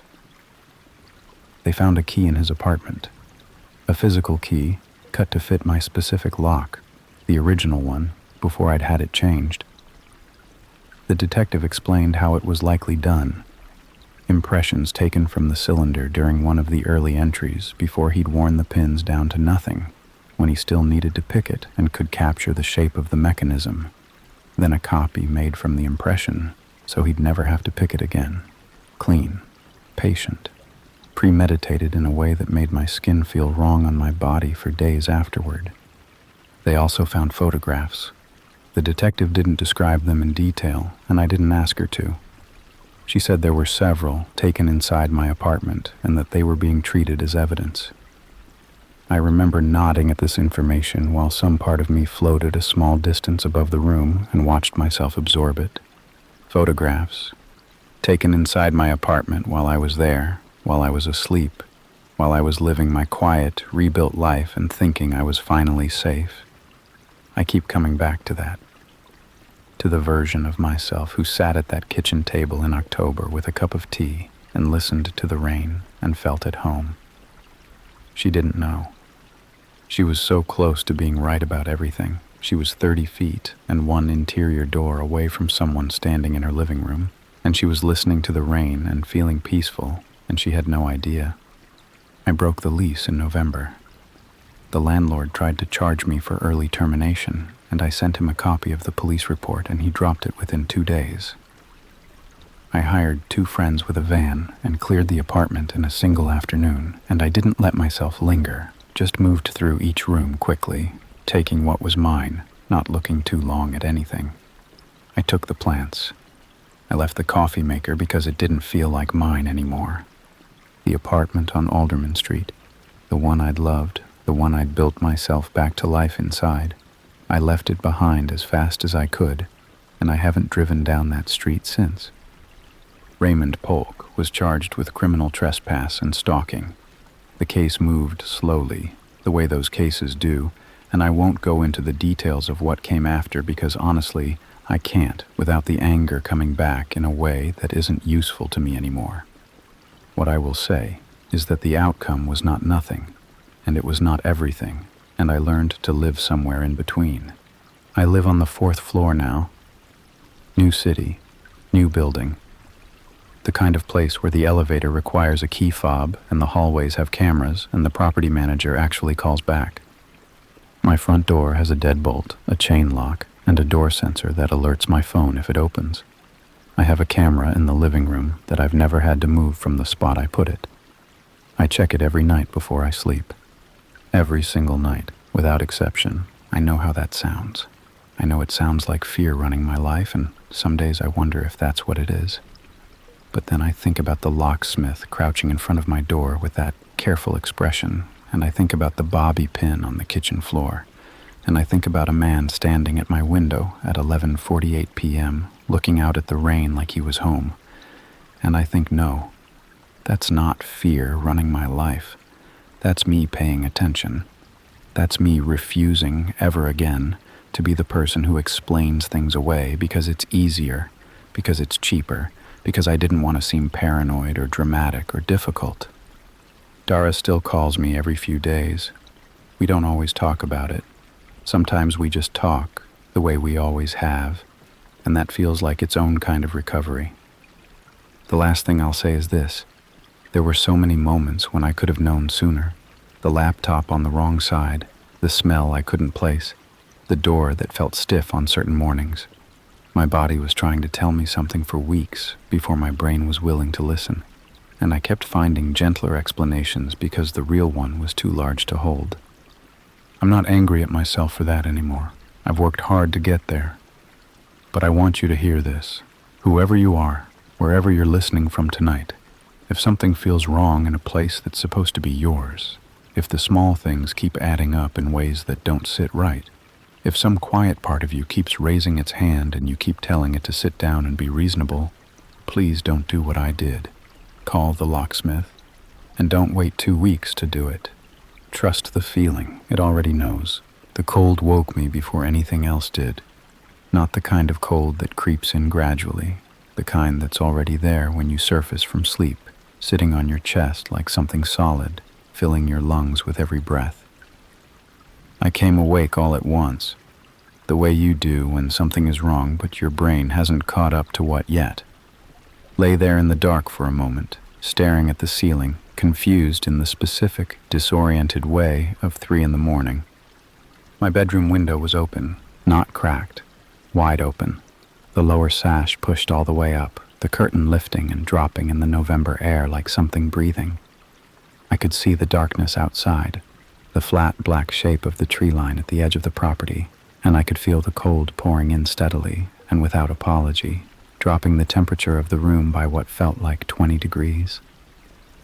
I sat up and swore under my breath. Couldn't remember opening it. I almost never opened that window.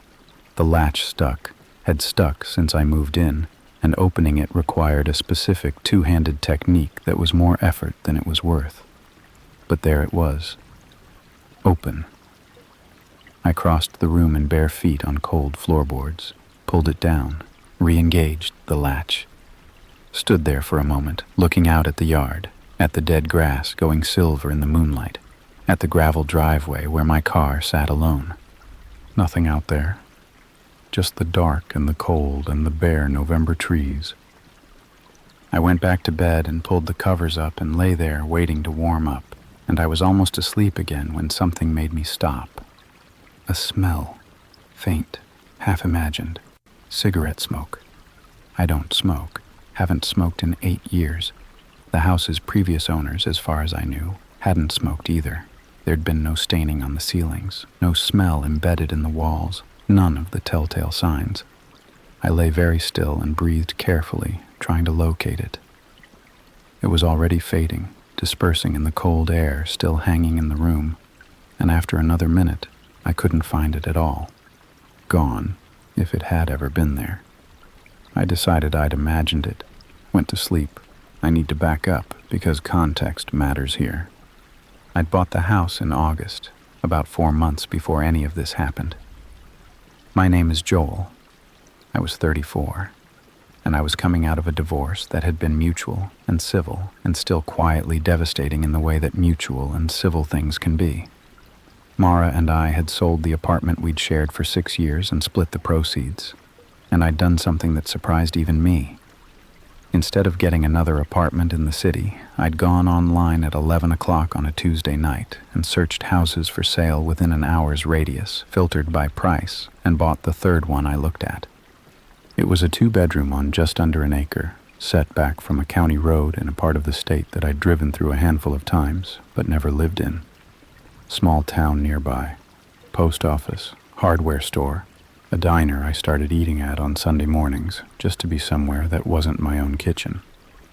The house itself was solidly built, a little dated, with wide plank floors and a wood stove in the living room, and the kind of deep, specific quiet that city apartments never have, the kind where you can hear individual raindrops on the roof at night. I'd told friends I needed a reset, space to think. They'd nodded in the way people nod when they think you're making a mistake but have decided not to say so. Maybe they were right. The first month was harder than I'd expected. The quiet that had seemed appealing in August felt different by September, when the days got shorter and I'd come home from my remote work to a house that had been sitting in the dark all day. I started leaving a lamp on a timer, started listening to podcasts while I cooked dinner, just to have a voice in the room. Small adjustments.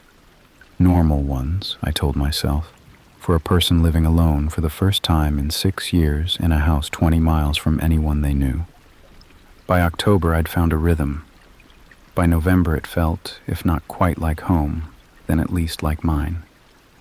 I knew the sounds the house made, the furnace cycling on with a dull thud at 6 a.m., the particular creak of the second porch step, the way the wind came around the north side of the house in a gust and rattled the kitchen window in its frame.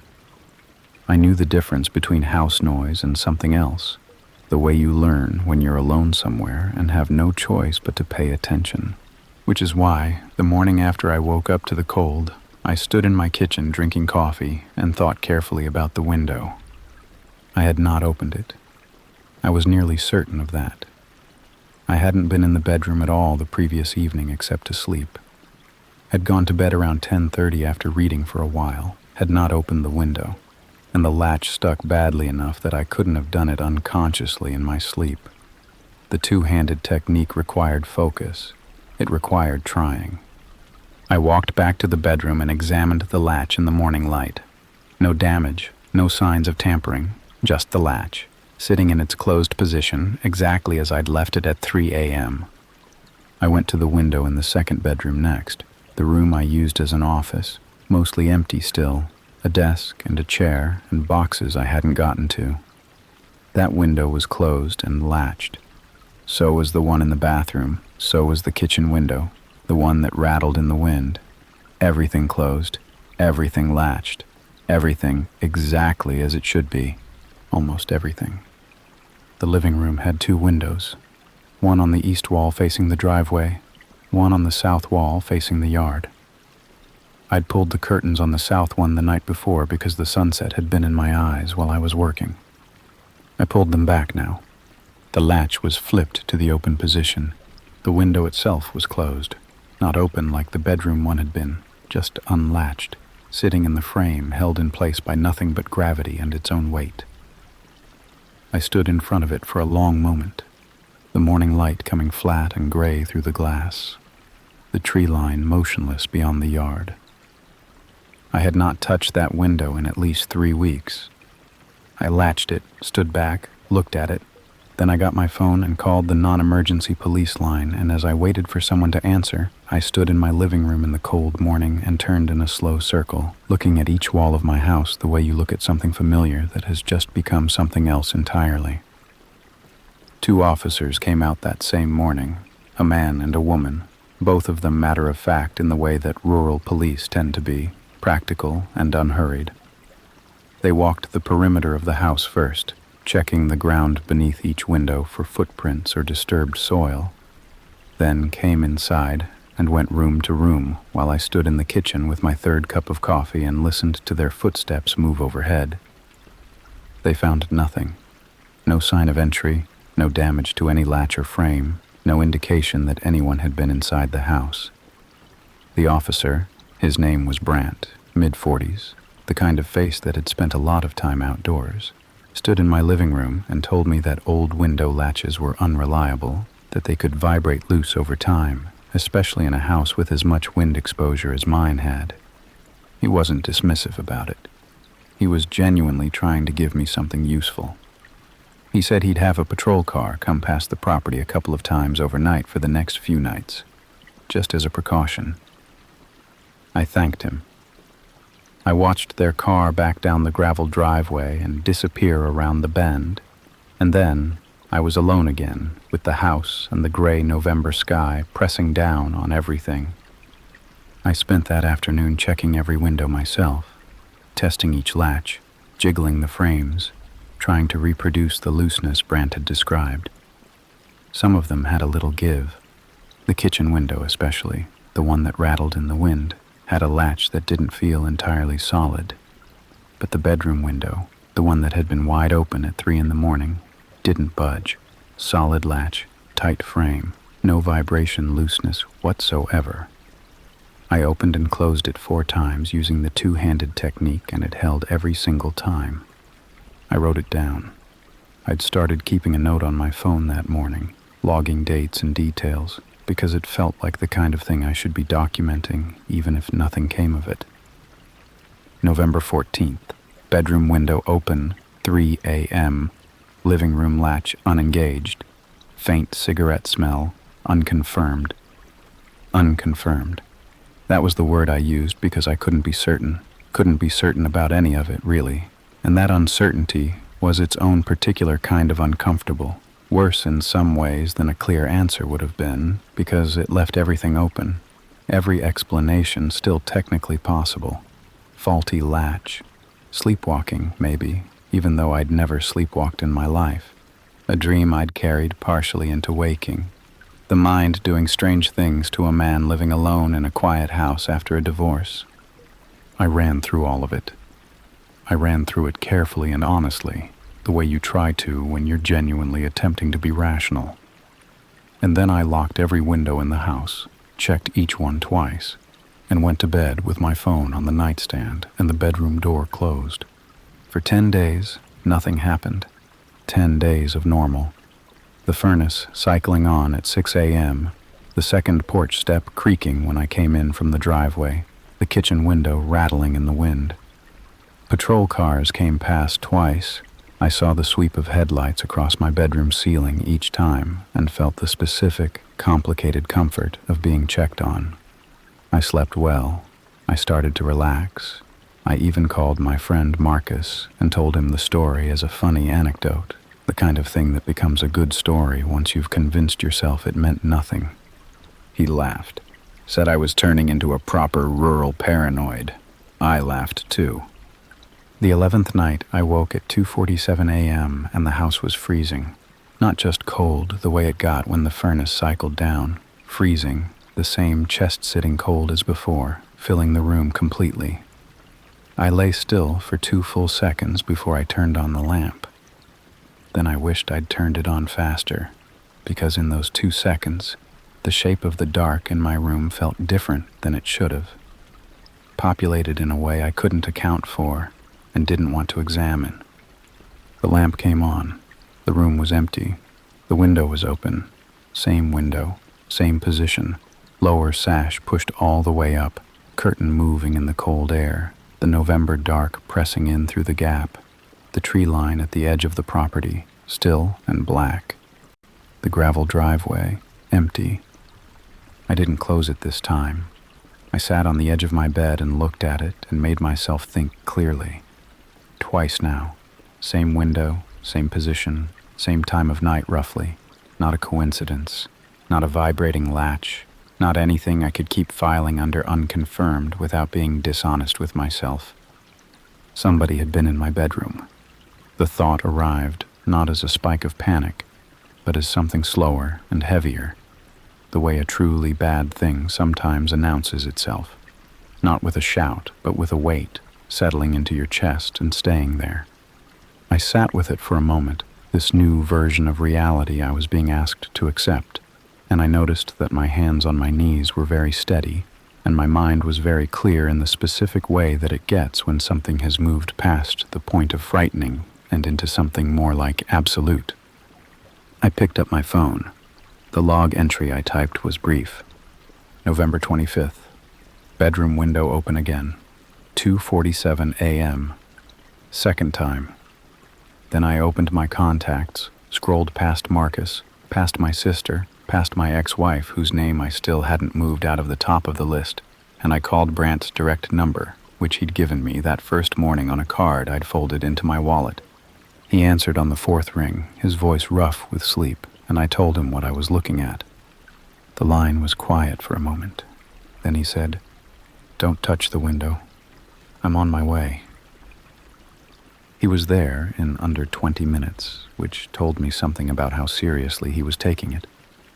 I'd spent those 20 minutes sitting on the edge of my bed with the lamp on, not moving, not closing the window, watching the curtain lift and fall in the cold air and listening to the house the way you listen when you're trying to hear everything at once.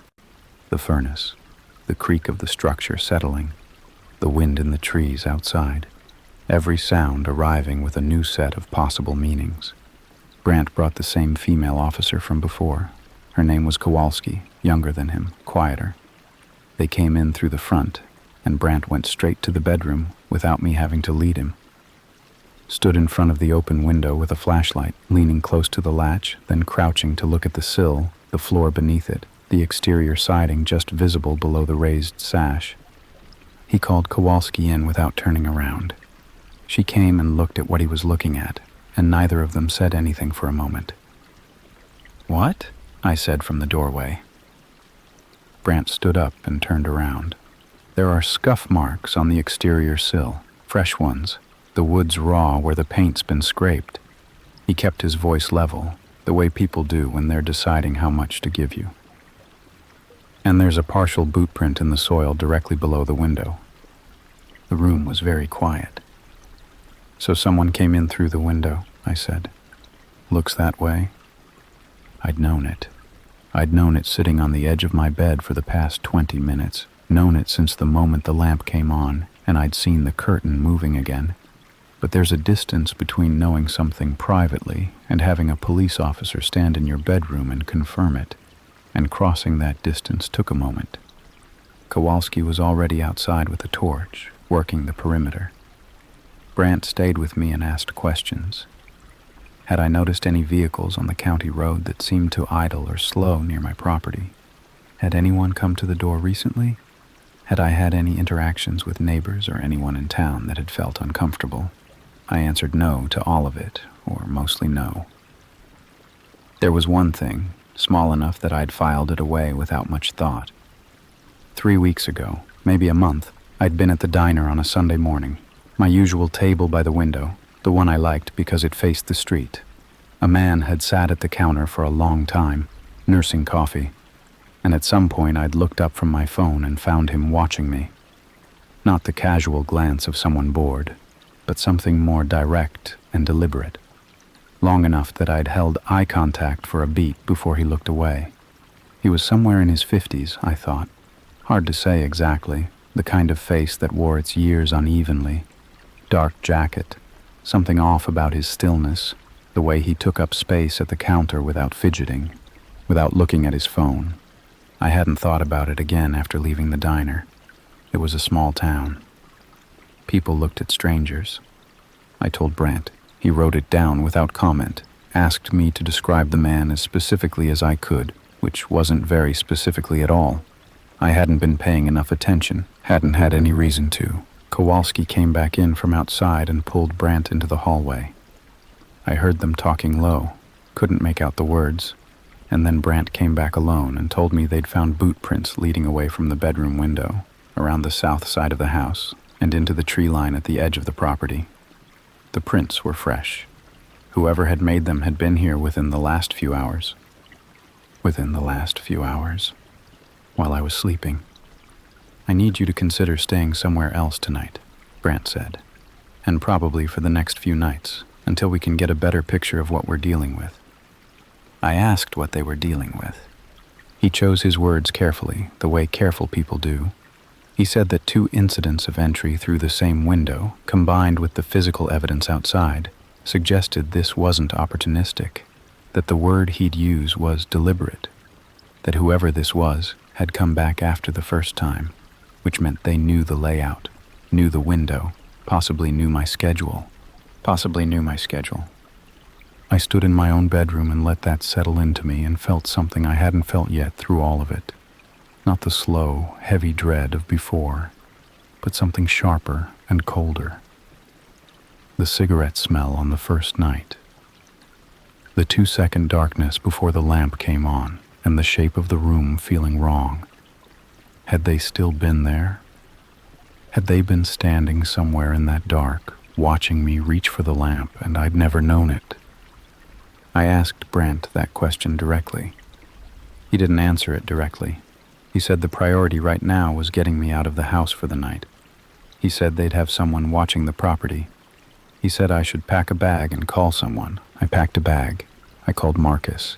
He answered on the second ring, and I told him I needed to come and stay, that I'd explain when I got there, and unlike the last time I'd called him, the funny anecdote, the rural paranoid, my voice gave me away completely.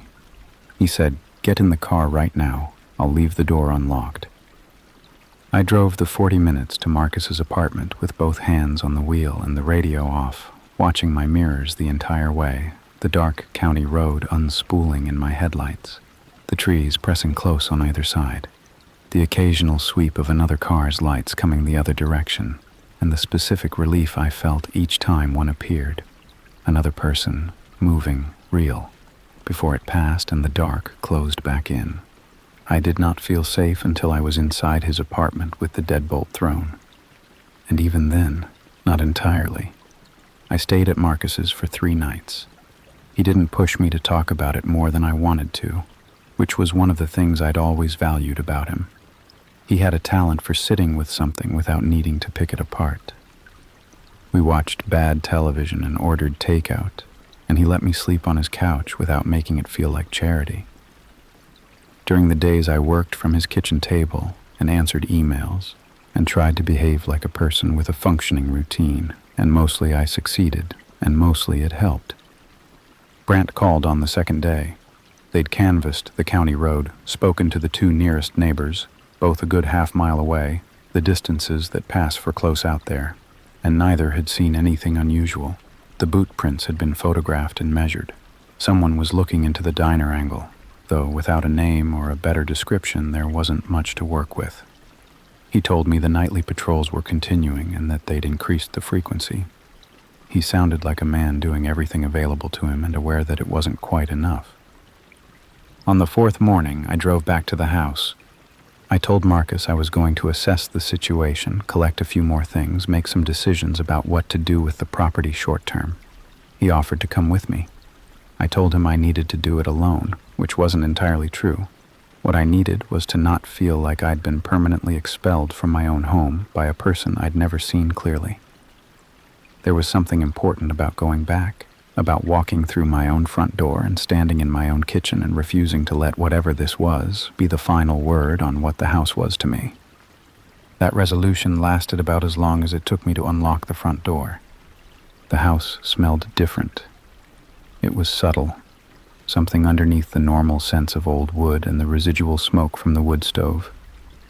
But it was there, and I caught it the moment I stepped into the hallway. Something organic, damp and faintly stale, the smell of a space that had held another person recently. I stood in the doorway and breathed it in carefully, trying to locate it, and underneath everything else I found it again.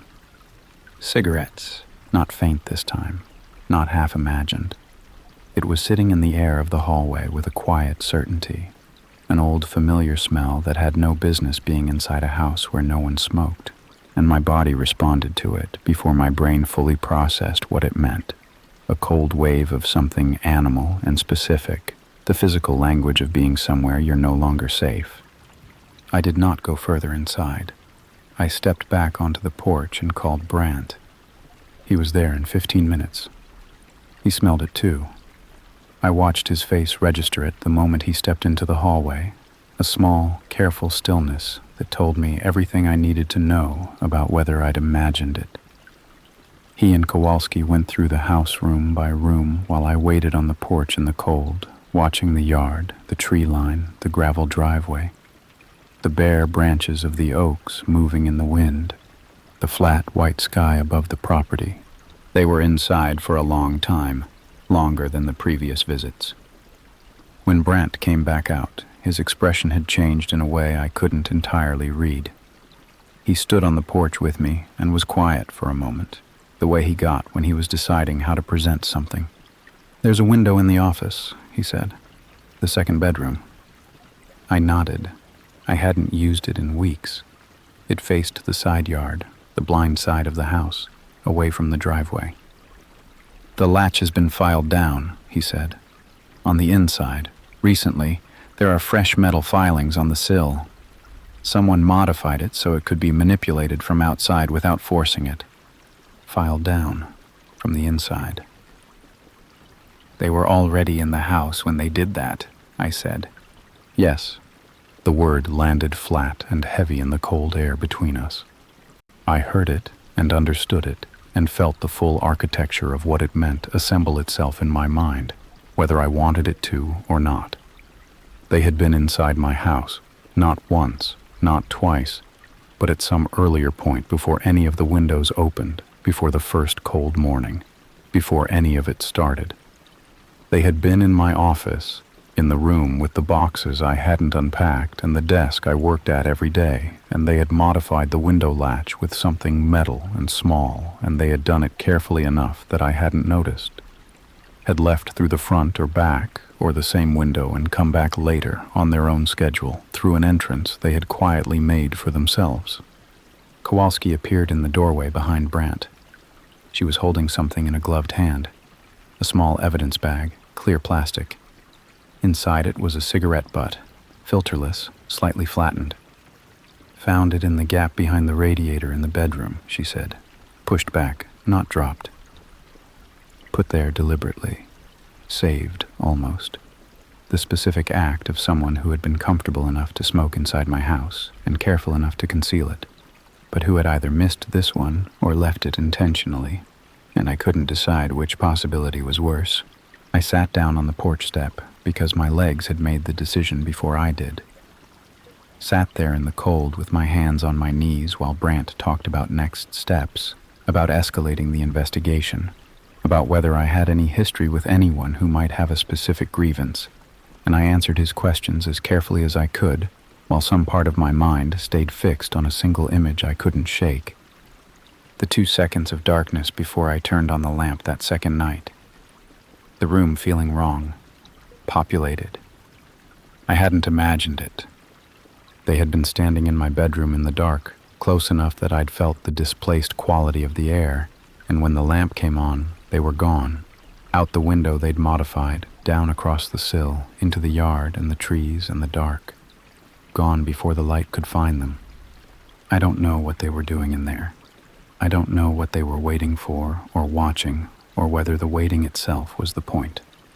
I have asked myself that question more times than I can count, and I have never arrived at an answer I can live with comfortably, so I have mostly stopped arriving at answers and started simply carrying the question, the way you carry something you can't put down and can't explain. Brant asked me again if there was somewhere else I could stay. I looked out at the yard, the dead grass, the oak trees, the gray sky, the property I'd bought on an impulse 11 o'clock on a Tuesday night because I'd needed somewhere to land. I looked at all of it and understood that it wasn't mine anymore, not in the way it had been. Something had happened to it that couldn't be undone just by knowing about it. "Yeah," I said, "there's somewhere I can go." I sold the house in February, not immediately. There were a few weeks where I told myself I'd go back, that I'd change every lock and replace every window and put cameras on every corner of the property and reclaim it properly, the way you're supposed to reclaim things. Marcus didn't talk me out of it. Neither did Brant. I talked myself out of it, slowly and honestly, over the course of several nights lying on Marcus's couch listening to the sounds of his apartment building, pipes, neighbors, the street outside, and understanding that every one of those sounds no longer felt neutral to me. Understanding that I had lost something that wasn't about the house at all. The ability to exist in a space without cataloging it, without listening for what didn't belong. I had a realtor list it in January, priced it to move quickly, and it did, to a young couple from the city who wanted exactly what I'd wanted 6 months earlier: the quiet, the space, the reset. I signed the papers in a lawyer's office on a Thursday afternoon and walked out into the cold with a check and no particular feeling, which was its own kind of answer about what the place had become to me by then. The police never identified who it was. Brant called me twice after I left, once in December, once in January, with updates that weren't really updates, the careful language of an investigation that had run out of threads to pull. The boot prints were sized but not matched. The filed latch had no useful prints on it. The cigarette butt went to a lab and came back with a DNA profile that matched nothing in the system, which meant whoever this was had never been arrested, never been processed, had managed to stay out of every database that might have held them. The man from the diner was never identified. Brant said he was sorry. I believed him. What stayed with me, what stays with me still, 3 years later, isn't the window. It isn't even the filed latch, though that was the detail that rewrote everything else, that turned a series of unsettling incidents into something with a beginning, a plan, an intention I still can't fully name. What stays with me is the timeline, because once I knew about the filed latch, once I understood that they'd been inside the house before any of it started, I had to go back and reconstruct what I thought I'd known about those first months. The quiet October evenings when I'd thought I was alone. The Sunday mornings at the diner while someone sat at the counter and watched me over coffee. The night in September when I'd woken up at 4 a.m. for no reason. I could identify and lain there in the dark for 20 minutes listening to the house before going back to sleep. The way the second porch step creaked, which I'd always attributed to the structure settling. Had it always been the structure? Or had there been evenings, specific evenings I'd filed away as nothing, as the ambient sounds of an old house adjusting to the seasons, when that creak had been something else entirely? I spent a long time trying not to do that math. Brant's advice, essentially, don't calculate it. It won't help you. He was right. It didn't help me. And I did it anyway, the way you do with something you can't leave alone, turning it over in the dark until the edges were worn smooth, and it still hadn't given me anything useful. The thing I come back to most isn't even a clear memory. It's more of an impression, the kind that lives in the body rather than the mind. Those first weeks in the house, before any of it, I'd had a feeling sometimes, cooking dinner or sitting at my desk in the early evening, that the house was occupied in a way I couldn't account for. Not haunted, nothing like that. Just a low, barely there sense that the air had been recently moved, that a room I was entering had held something moments before I arrived. I'd attributed it to the strangeness of living alone after 6 years of sharing space. The ghost of a different life following me around. Maybe that's all it was.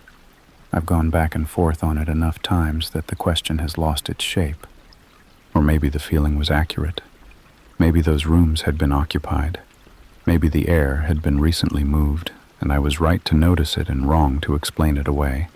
And the only thing standing between that impression and what it actually was had been my own reasonable, rational, well-intentioned refusal to believe something that frightening without proof. I live in the city again now. 3rd floor, building with a key fob entry, neighbors on both sides and above and below, the specific comfort of density, of other lives pressed close enough to hear through walls.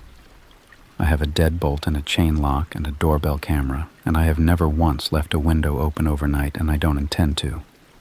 I know how to use the wood stove now, which is a skill that belongs entirely to a version of my life that no longer exists, and sometimes that seems funny, and sometimes it doesn't. I still think about the house, not with longing, that went away faster than I expected, but with a kind of unresolved attention, the way you think about a question that was never answered. The young couple who bought it sent me a card when they moved in, a nice gesture, a few lines about how much they loved it already. I read it twice and put it in a drawer and haven't looked at it since. I hope they're fine. I genuinely hope that. I also never told them what had happened, which is something I've thought about more than once and haven't fully made peace with. What I know, and what I'd want anyone to take from this, is that the feeling was real. Every time I dismissed it, the cigarette smell, the populated darkness, the 2 seconds before the lamp came on, my body was telling me something true, and I was choosing the more comfortable explanation. I understand why. The comfortable explanation is always easier to live inside. It costs less, at least in the short term. But I was alone in a house 20 miles from anyone I knew, and something had decided to be there with me. And the only reason I found out at all was because they wanted me cold. I've never understood that part. I've never understood why they opened the windows. Maybe it was a message. Maybe it was carelessness. Maybe there's a reason I'm not capable of thinking of because I'm not capable of thinking the way they think. That last possibility is the one that keeps me up sometimes, even now in my third-floor apartment with the deadbolt thrown and the chain engaged and the city pressing warm and loud against every window. Even here, even with all of that, some questions just don't close. There's something quietly unsettling about the fact that the person sleeping next to you is the only witness to who you are at night. You have no access to that version of yourself, no memory, no record. You just have to trust that the person who watches you become unconscious and then conscious again will tell you the truth about what happened in between. Nadia always told me the truth. That was one of the things I loved most about her. She didn't soften things to spare your feelings. She just said what was real and let you deal with it. 3 years together, and I could count on one hand the times she'd told me what I wanted to hear instead of what I needed to. So when she started telling me things about my sleep, I had no reason to doubt her. I wish I'd found a reason. We'd been living together in a rented house on the east side of the city for about 11 months when it started, or when she first noticed anyway. A 2-bedroom place with original hardwood floors and a radiator that ticked like a clock through the winter nights and windows that fogged at the edges when the temperature dropped. We'd moved in the previous January, still in that particular glow of a relationship where cohabitation feels like a reward rather than a test. By November, we'd settled into the rhythms of 2 people who actually work well in close quarters, comfortable silences, a shared coffee routine, the particular ease of not having to perform for someone anymore. I was working long hours that autumn. Project manager for a construction firm, which sounds stable until you're 3 weeks from a deadline on a commercial build, and sleeping 5 hours a night, and surviving on coffee and the ambient anxiety of knowing that every delay costs someone a significant amount of money. I was tired the way that goes bone deep, the kind of tired that doesn't fully lift even after a full night. Nadia had mentioned a few times that I was restless, tossing, grinding my teeth occasionally, nothing alarming, just the body processing stress the only way it knows how. The first morning she mentioned the talking, I was standing at the kitchen counter eating toast before a 7 a.m. call, barely conscious, and she said it the way you'd mention someone had left a cabinet open, casual, informational, barely worth the breath. "You were talking in your sleep last night," she said, full sentences. I told her I'd always done that occasionally, which was true. My college roommate had complained about it. Meant nothing. She nodded and poured her coffee, and that was the end of it. The second time was about a week later. Different. She brought it up deliberately, sitting across from me at dinner, which meant she'd been thinking about it since the night before, rather than just reporting it in passing. "You did it again," she said. "The sleep-talking." What did I say? She turned her glass slowly on the table. Small gesture, but I noticed it. Nadia only fidgets when something is sitting uncomfortably in her. "I'm not totally sure," she said. "Some of it was hard to follow, but it sounded like you were answering someone." I asked what she meant by answering someone. "Like, the rhythm of it," she said. Pause, then a sentence. Pause, then a sentence. The way you talk when someone asks you something and you think before you respond. She looked up. "But you were alone. There was just you." I told her I'd probably been dreaming about a work meeting. It was plausible enough. I was having actual work meetings in my actual dreams at that point, waking up exhausted from 8 hours of imaginary problem solving. She seemed to accept that, or at least she let it go, and I believed it myself because I had no reason not to. What I didn't ask her, and I've thought about this many times since, was what the voice sounded like. That was the question I should have asked right there at the dinner table, before things had gone anywhere yet. But I didn't ask it, and she didn't offer it, and we talked about something else and went to bed, and I lay in the dark, listening to the rain move along the gutters outside until I fell asleep. The third time, she woke me up. Not gently, not the way you nudge someone who's snoring. She had her hand on my shoulder, and she was gripping it firmly, and when I opened my eyes, her face was close to mine, and her expression stopped me from making any kind of joke about being woken up at 2 a.m. "Owen," she said, "are you awake?" I told her I was. She stared at me for a long moment. Long enough that I started to feel the particular unease of being looked at by someone you love, like they're trying to verify something essential about you. "You were doing it again," she said quietly. I waited. She sat back against the headboard, pulled her knees up, wrapped her arms around them. Outside, the rain had picked up, drumming on the roof, streaming down the bedroom window in thin silver lines. The radiator ticked in the corner. "What did I say?" I asked. She was quiet for a while. When she finally answered, she didn't look at me. "It wasn't really what you said," she said. "It was how you said it." I asked her what she meant. She turned then and looked at me with an expression I'd never seen on her face in 3 years of knowing her. Something between careful and frightened, the face of someone deciding how much of the truth to give you. "Owen," she said, "that wasn't your voice." I did what any reasonable person does when confronted with something that doesn't fit inside the world they understand. I explained it away. Not dismissively. I want to be clear about that, because I wasn't the kind of partner who waved Nadia off or told her she was imagining things. I took it seriously enough to spend the following day looking up sleep disorders on my lunch break, reading about parasomnia and REM behavior disorder, and a condition called catathrenia, where people groan and vocalize during sleep in ways that sound nothing like their waking voice. Found a forum thread where someone described their partner's sleep-talking as sounding like a completely different person, and the replies were full of reassurances, muscle tone, airway changes, the voice box behaving differently when the conscious mind isn't supervising it. All of it physical, all of it explainable, none of it requiring anything more than a doctor's appointment and maybe a referral to a sleep clinic. Sent Nadia the thread. She read it, replied with a single, "Okay," and I told myself that was the end of it. She didn't bring it up again for 11 days. I know because I was counting without meaning to. The way you track something you're pretending not to worry about. 11 days of ordinary nights, restless some of them, the work deadline bearing down, but nothing that woke her, nothing she mentioned over breakfast. I started sleeping a little better toward the end of that stretch, the project milestone finally clearing, and let myself believe the worst of it had passed with the stress. Then she left her phone on the nightstand with the voice memo app running.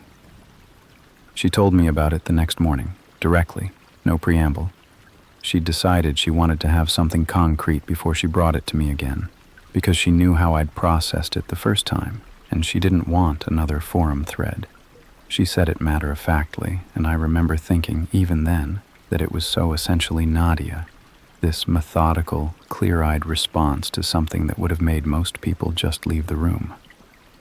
"I recorded it," she said. "I want to play it for you, but I need you to tell me you're going to actually listen." I told her I would listen. She placed the phone on the kitchen table between us. Pressed play.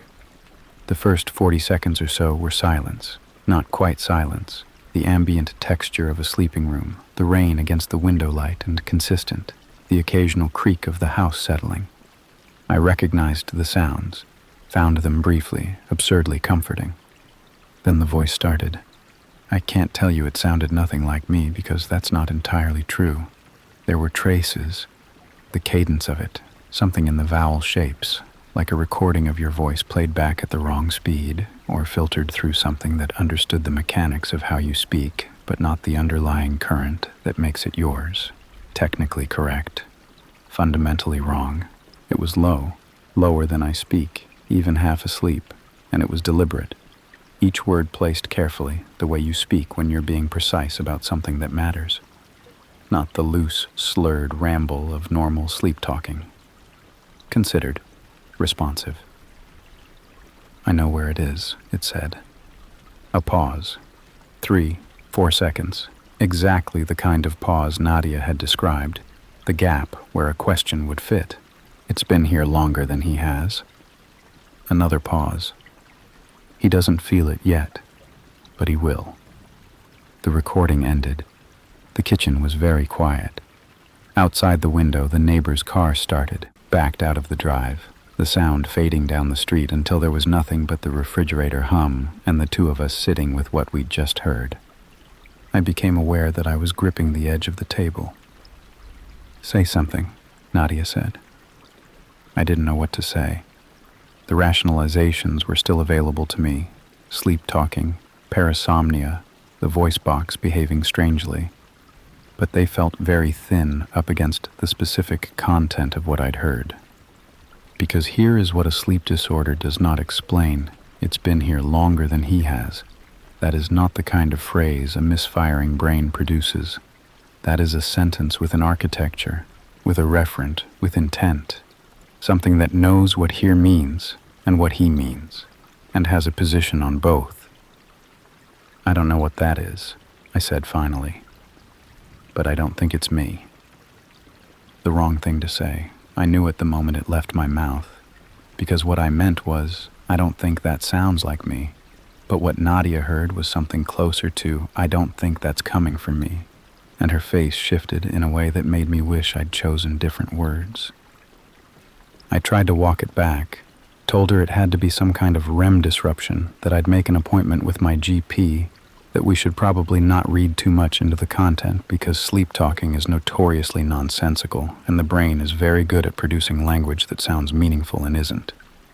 She listened to all of it, nodded in the right places. That night, getting ready for bed, I watched her set the phone on the nightstand again.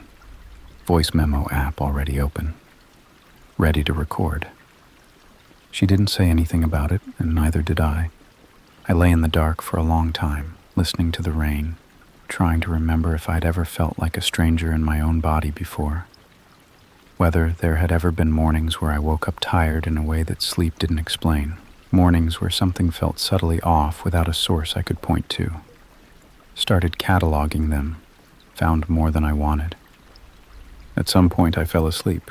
In the morning, Nadia was already up and dressed when I came into the kitchen. She had her coat on, her bag on her shoulder. She was holding her phone in both hands, and she was staring at it with an expression I had never once in 3 years seen on her face. And Nadia, who did not scare easily, who delivered hard truths without flinching, who had watched the recording back with me and said, "Say something," in a steady voice. Nadia looked genuinely, quietly terrified. "How many times did I do it last night?" I asked. She looked up slowly. "It wasn't you," she said. "Last night, Owen, it wasn't answering questions." I waited. "Last night," she said. It was asking them. We listened to the second recording together at the kitchen table, the same way we'd listened to the first, phone between us, coats still on because neither of us had thought to take them off, the morning light coming gray and thin through the window. The difference was immediate. On the first recording, the voice had been deliberate, measured, answering something unseen with the patience of someone who had all the time in the world. This one was different in a way that was hard to articulate but impossible to miss. It was still low, still wrong in that same deep structural way. My vocal patterns stretched over a frequency that wasn't mine, but the energy of it had shifted. There was something almost exploratory in it, the way a person sounds when they're feeling out the edges of a new space. What year does he think it is? Not a question, no upward inflection, just a flat declarative wrapped in the syntax of inquiry. A pause that lasted almost 8 seconds. Then, how long has she been watching? Another pause. Does she know what she's listening to? I reached over and stopped the recording. We sat there. The refrigerator hummed. Upstairs, one of our neighbors walked from one room to another, footsteps crossing overhead in a straight line, ordinary and distant, the sounds of a normal morning in a normal house. It knows about the recordings, Nadia said. She wasn't asking. I didn't answer because I didn't have an answer that was worth giving. Yes, apparently. Whatever was using my voice in the dark was aware that it was being documented, had commented on it, had asked in that flat, unhurried way whether Nadia understood what she was collecting. I made the GP appointment that morning, sat in the waiting room 2 days later and explained the sleep talking, the voice changes, the content of what had been recorded, and watched my doctor's expression do the careful professional work of staying neutral while clearly recalibrating. She referred me to a neurologist for a full workup, said the content of the vocalizations was unusual enough to rule out anything structural first. Possible complex partial seizure activity. Possible dissociative episodes. The word possible was doing a lot of heavy lifting in that conversation. The neurologist couldn't see me for 3 weeks. 3 weeks is a long time when something is speaking through you every night and asking questions about your partner. Nadia kept recording. I didn't ask her to stop, and she didn't offer to. We had arrived at this unspoken agreement that documentation was the only thing either of us had any control over, and control, even the illusion of it, was worth preserving. She'd moved the phone to a small stand on her side of the bed so she could start and stop the app without sitting up. She'd also started keeping a notebook. Dates, timestamps, duration, verbatim transcription where she could manage it. I found it on the nightstand one morning and flipped through it without asking permission, which I'm not proud of, but I needed to see the accumulation of it laid out. 14 entries over 3 weeks, 14 nights. I'd been aware of maybe 4 of them. The entries were clinical at first. Nadia's neat handwriting, precise and economical, just the facts. But somewhere around entry 8, the handwriting changed. Got smaller, tighter, the letters pressing closer together the way handwriting does when the hand is trying to take up less room. The last 3 entries had no timestamps, just the transcribed words, and beneath them, a single notation repeated across all 3, did not sleep after. I stood in the bedroom with that notebook in my hands and felt something I can only describe as grief. Not for anything that had been lost yet, but for the specific shape of what was coming, which I couldn't name but could feel the way you feel the pressure change before a storm. Nadia was 3 weeks into sleeping next to something she didn't recognize, recording it, writing it down, and not sleeping afterward. And she hadn't told me any of it because she was trying to protect me from the particular fear of being the source. I put the notebook back exactly as I'd found it. That night at dinner, I asked her how she was sleeping, and she said fine, and I let her have that, and we watched television afterward and went to bed at 10:30, and she set the phone on its stand, and I lay in the dark, listening to the rain hammer the roof, and thought about all 14 entries, and the handwriting getting smaller and smaller, and wondered which version of me she was waiting for. The neurologist appointment came and went. EEG normal, MRI unremarkable. No lesions, no seizure activity, no structural explanation for anything. The neurologist used the phrase idiopathic parasomnia, which means, when you strip away the clinical distance, we don't know what's causing this. Referred me to a sleep specialist. Another 2-week wait. The night after the neurologist appointment was the first time I heard it myself. Not a recording, not secondhand. I woke at some point in the deep middle of the night. No alarm, no external sound, just the sudden clean surface of consciousness after sleep, and lay still in the particular disorientation of 3 a.m., waiting for it to resolve. Nadia was asleep beside me, breathing slow and even. The rain had stopped. The house was very quiet. And then, close to my left ear, close enough that I turned toward it instinctively, the way you turn towards someone who has leaned in to speak to you privately. Something exhaled, long and slow and deliberate. Not a breath, not the involuntary mechanism of a body regulating itself. The kind of exhale that carries intention, that says I'm here as clearly as words would. I went completely rigid. The room was empty. Nadia was to my right, facing away. The door was closed. The window was closed. There was nothing to my left except the nightstand and the wall, and 4 inches of dark air between me and the plaster. I lay there and did not move for a very long time. At some point, I became aware of something else. Faint. So faint I couldn't be certain it wasn't my own body's noise returned to me. The inner ear hiss that fills a silent room. But it had a shape to it. A repetition. Almost like murmuring. Almost like the low end of a voice working through something just beneath the threshold of hearing. The same way you sometimes catch the sound of a television through a wall without being able to make out words, coming from inside the room. Nadia's phone lit up on the stand across the bed, the voice memo app recording light, red and steady. It had started on its own. I hadn't touched it, neither had she. I did not wake Nadia. I've asked myself why many times since, why I lay there in the dark with a recording light blinking red and a sound beneath the threshold of hearing filling the room and did not reach across and shake her awake. The best answer I have is that some part of me understood, in that deep, wordless place beneath conscious thought, that waking her would make it real in a way I couldn't take back. That there was still, barely, a version of this where I was wrong, where it was the house and the silence and 3 weeks of bad sleep collapsing into a single moment of misperception. That version closed the second she opened her eyes and heard it too. So I lay there. The murmuring continued, formless, sourceless, turning slowly in the air above me like something finding its frequency. The recording light held steady. I watched it the way you watch the only light in a dark room. Not because it comforts you, but because looking away feels like a worse option. Then, from beside me, in my own voice, low and certain and utterly awake, "Tell me what you're afraid of." I turned my head so fast my neck cracked. Nadia was asleep, eyes closed, breathing slow, one hand curled loosely under her cheek, not moving. Not the rigid stillness of someone pretending, the deep, slack stillness of genuine unconsciousness. The voice had come from my side of the bed.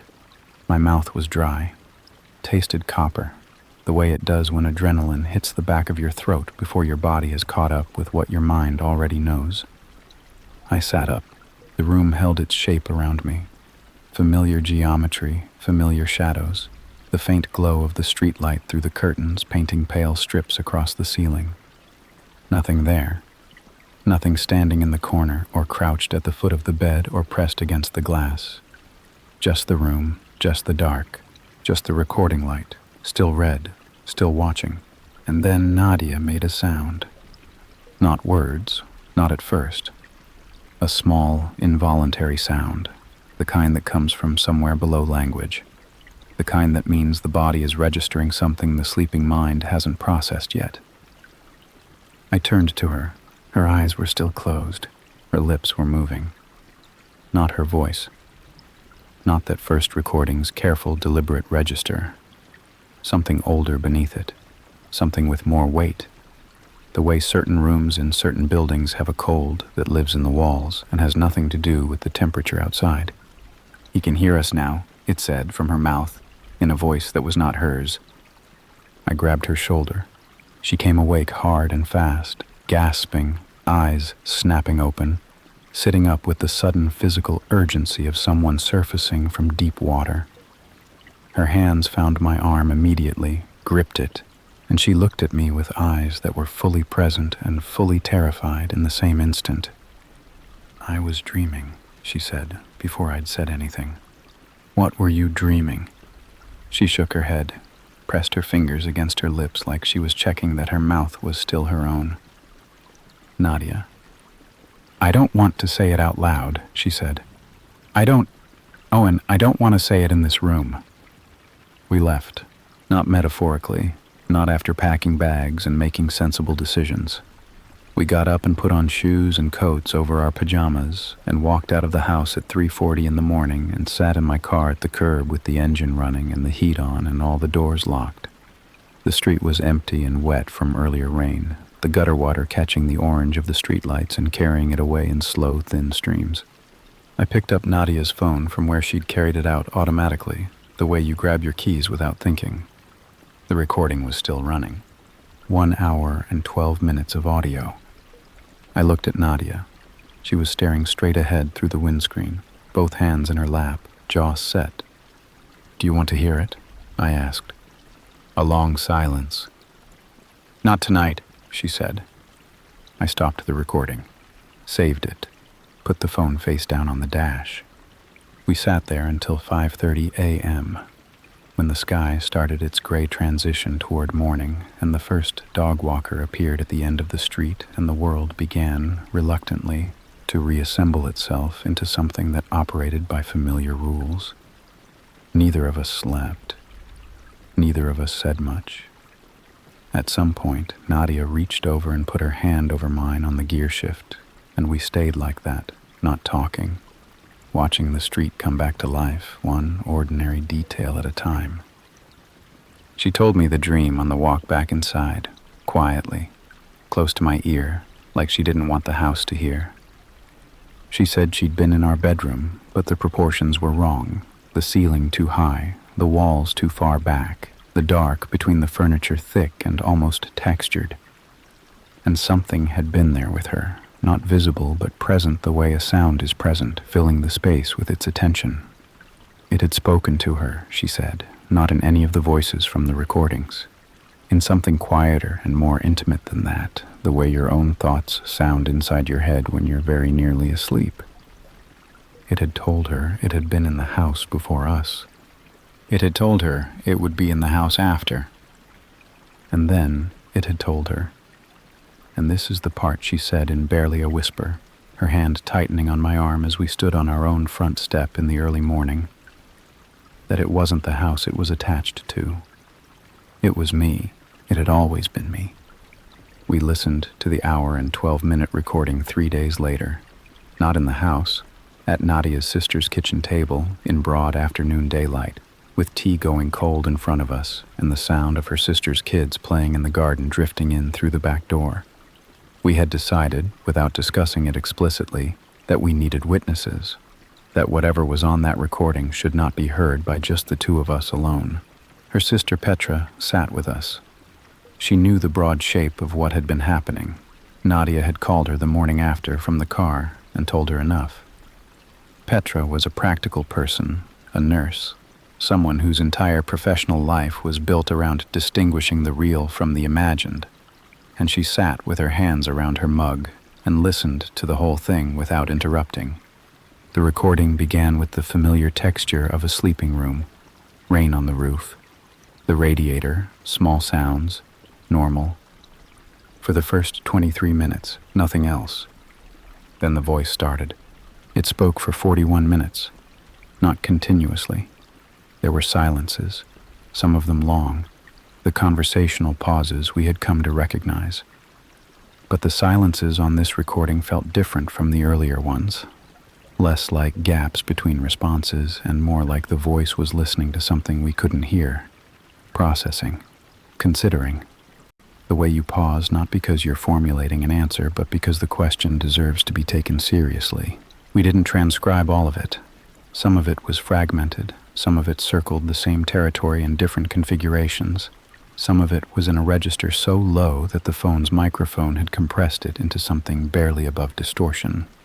But the parts that came through clearly were enough. It spoke about the house in the past tense, repeatedly, when the walls were first and before the street was named, phrases that had the quality of deep memory, of someone reaching back through a long dark corridor and describing what their hands found there. It spoke about Owen in the third person, calmly, observationally, the way a researcher might narrate a subject.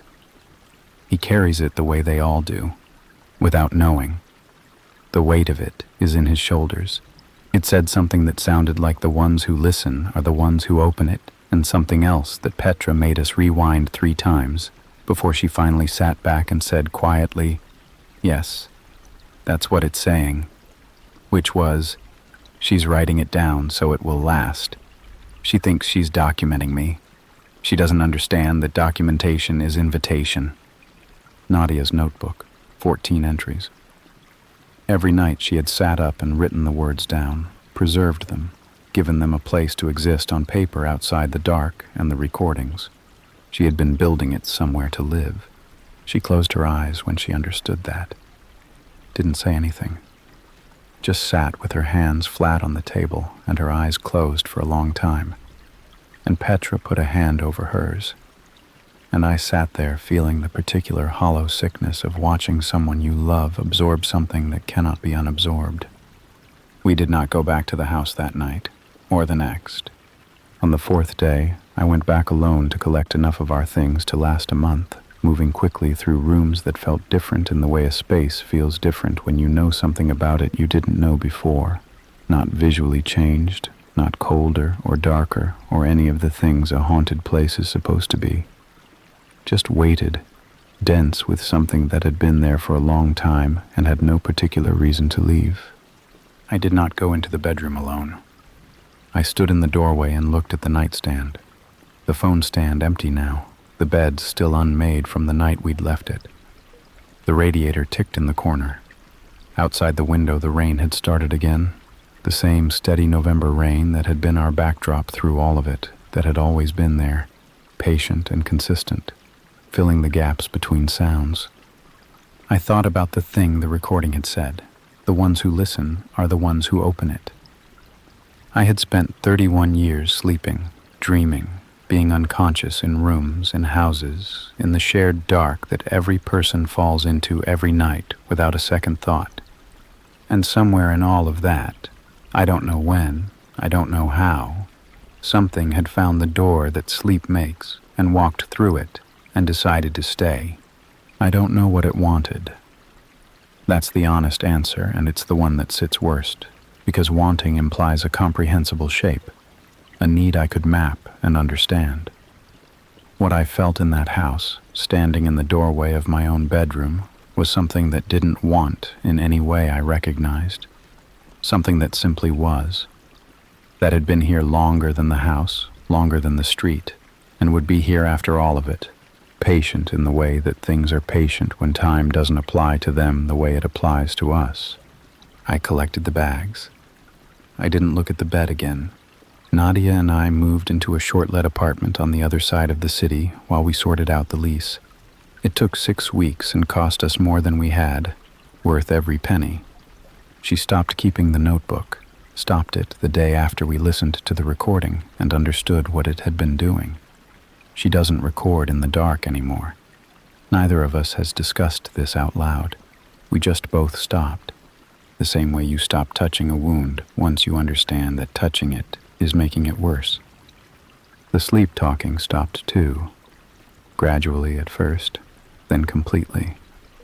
The last entry in Nadia's notebook, the one she showed me the day before she put it in a bag for the bin, was dated 2 days after we left the house. It read, 3 minutes, just his voice, just Owen, nothing else, and beneath it, underlined twice, I think it's quiet. She still sleeps with the light on in the hallway. So do I. We don't talk about why. We don't need to.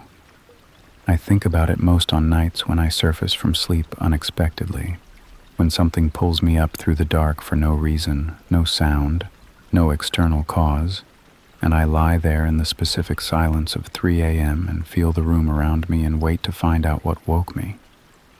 Most nights it's nothing. Most nights I lie there until my heart settles, and my breathing evens out, and the ordinary sounds of the building reassemble themselves around me. Pipes, wind, the distant noise of the city that never fully goes quiet.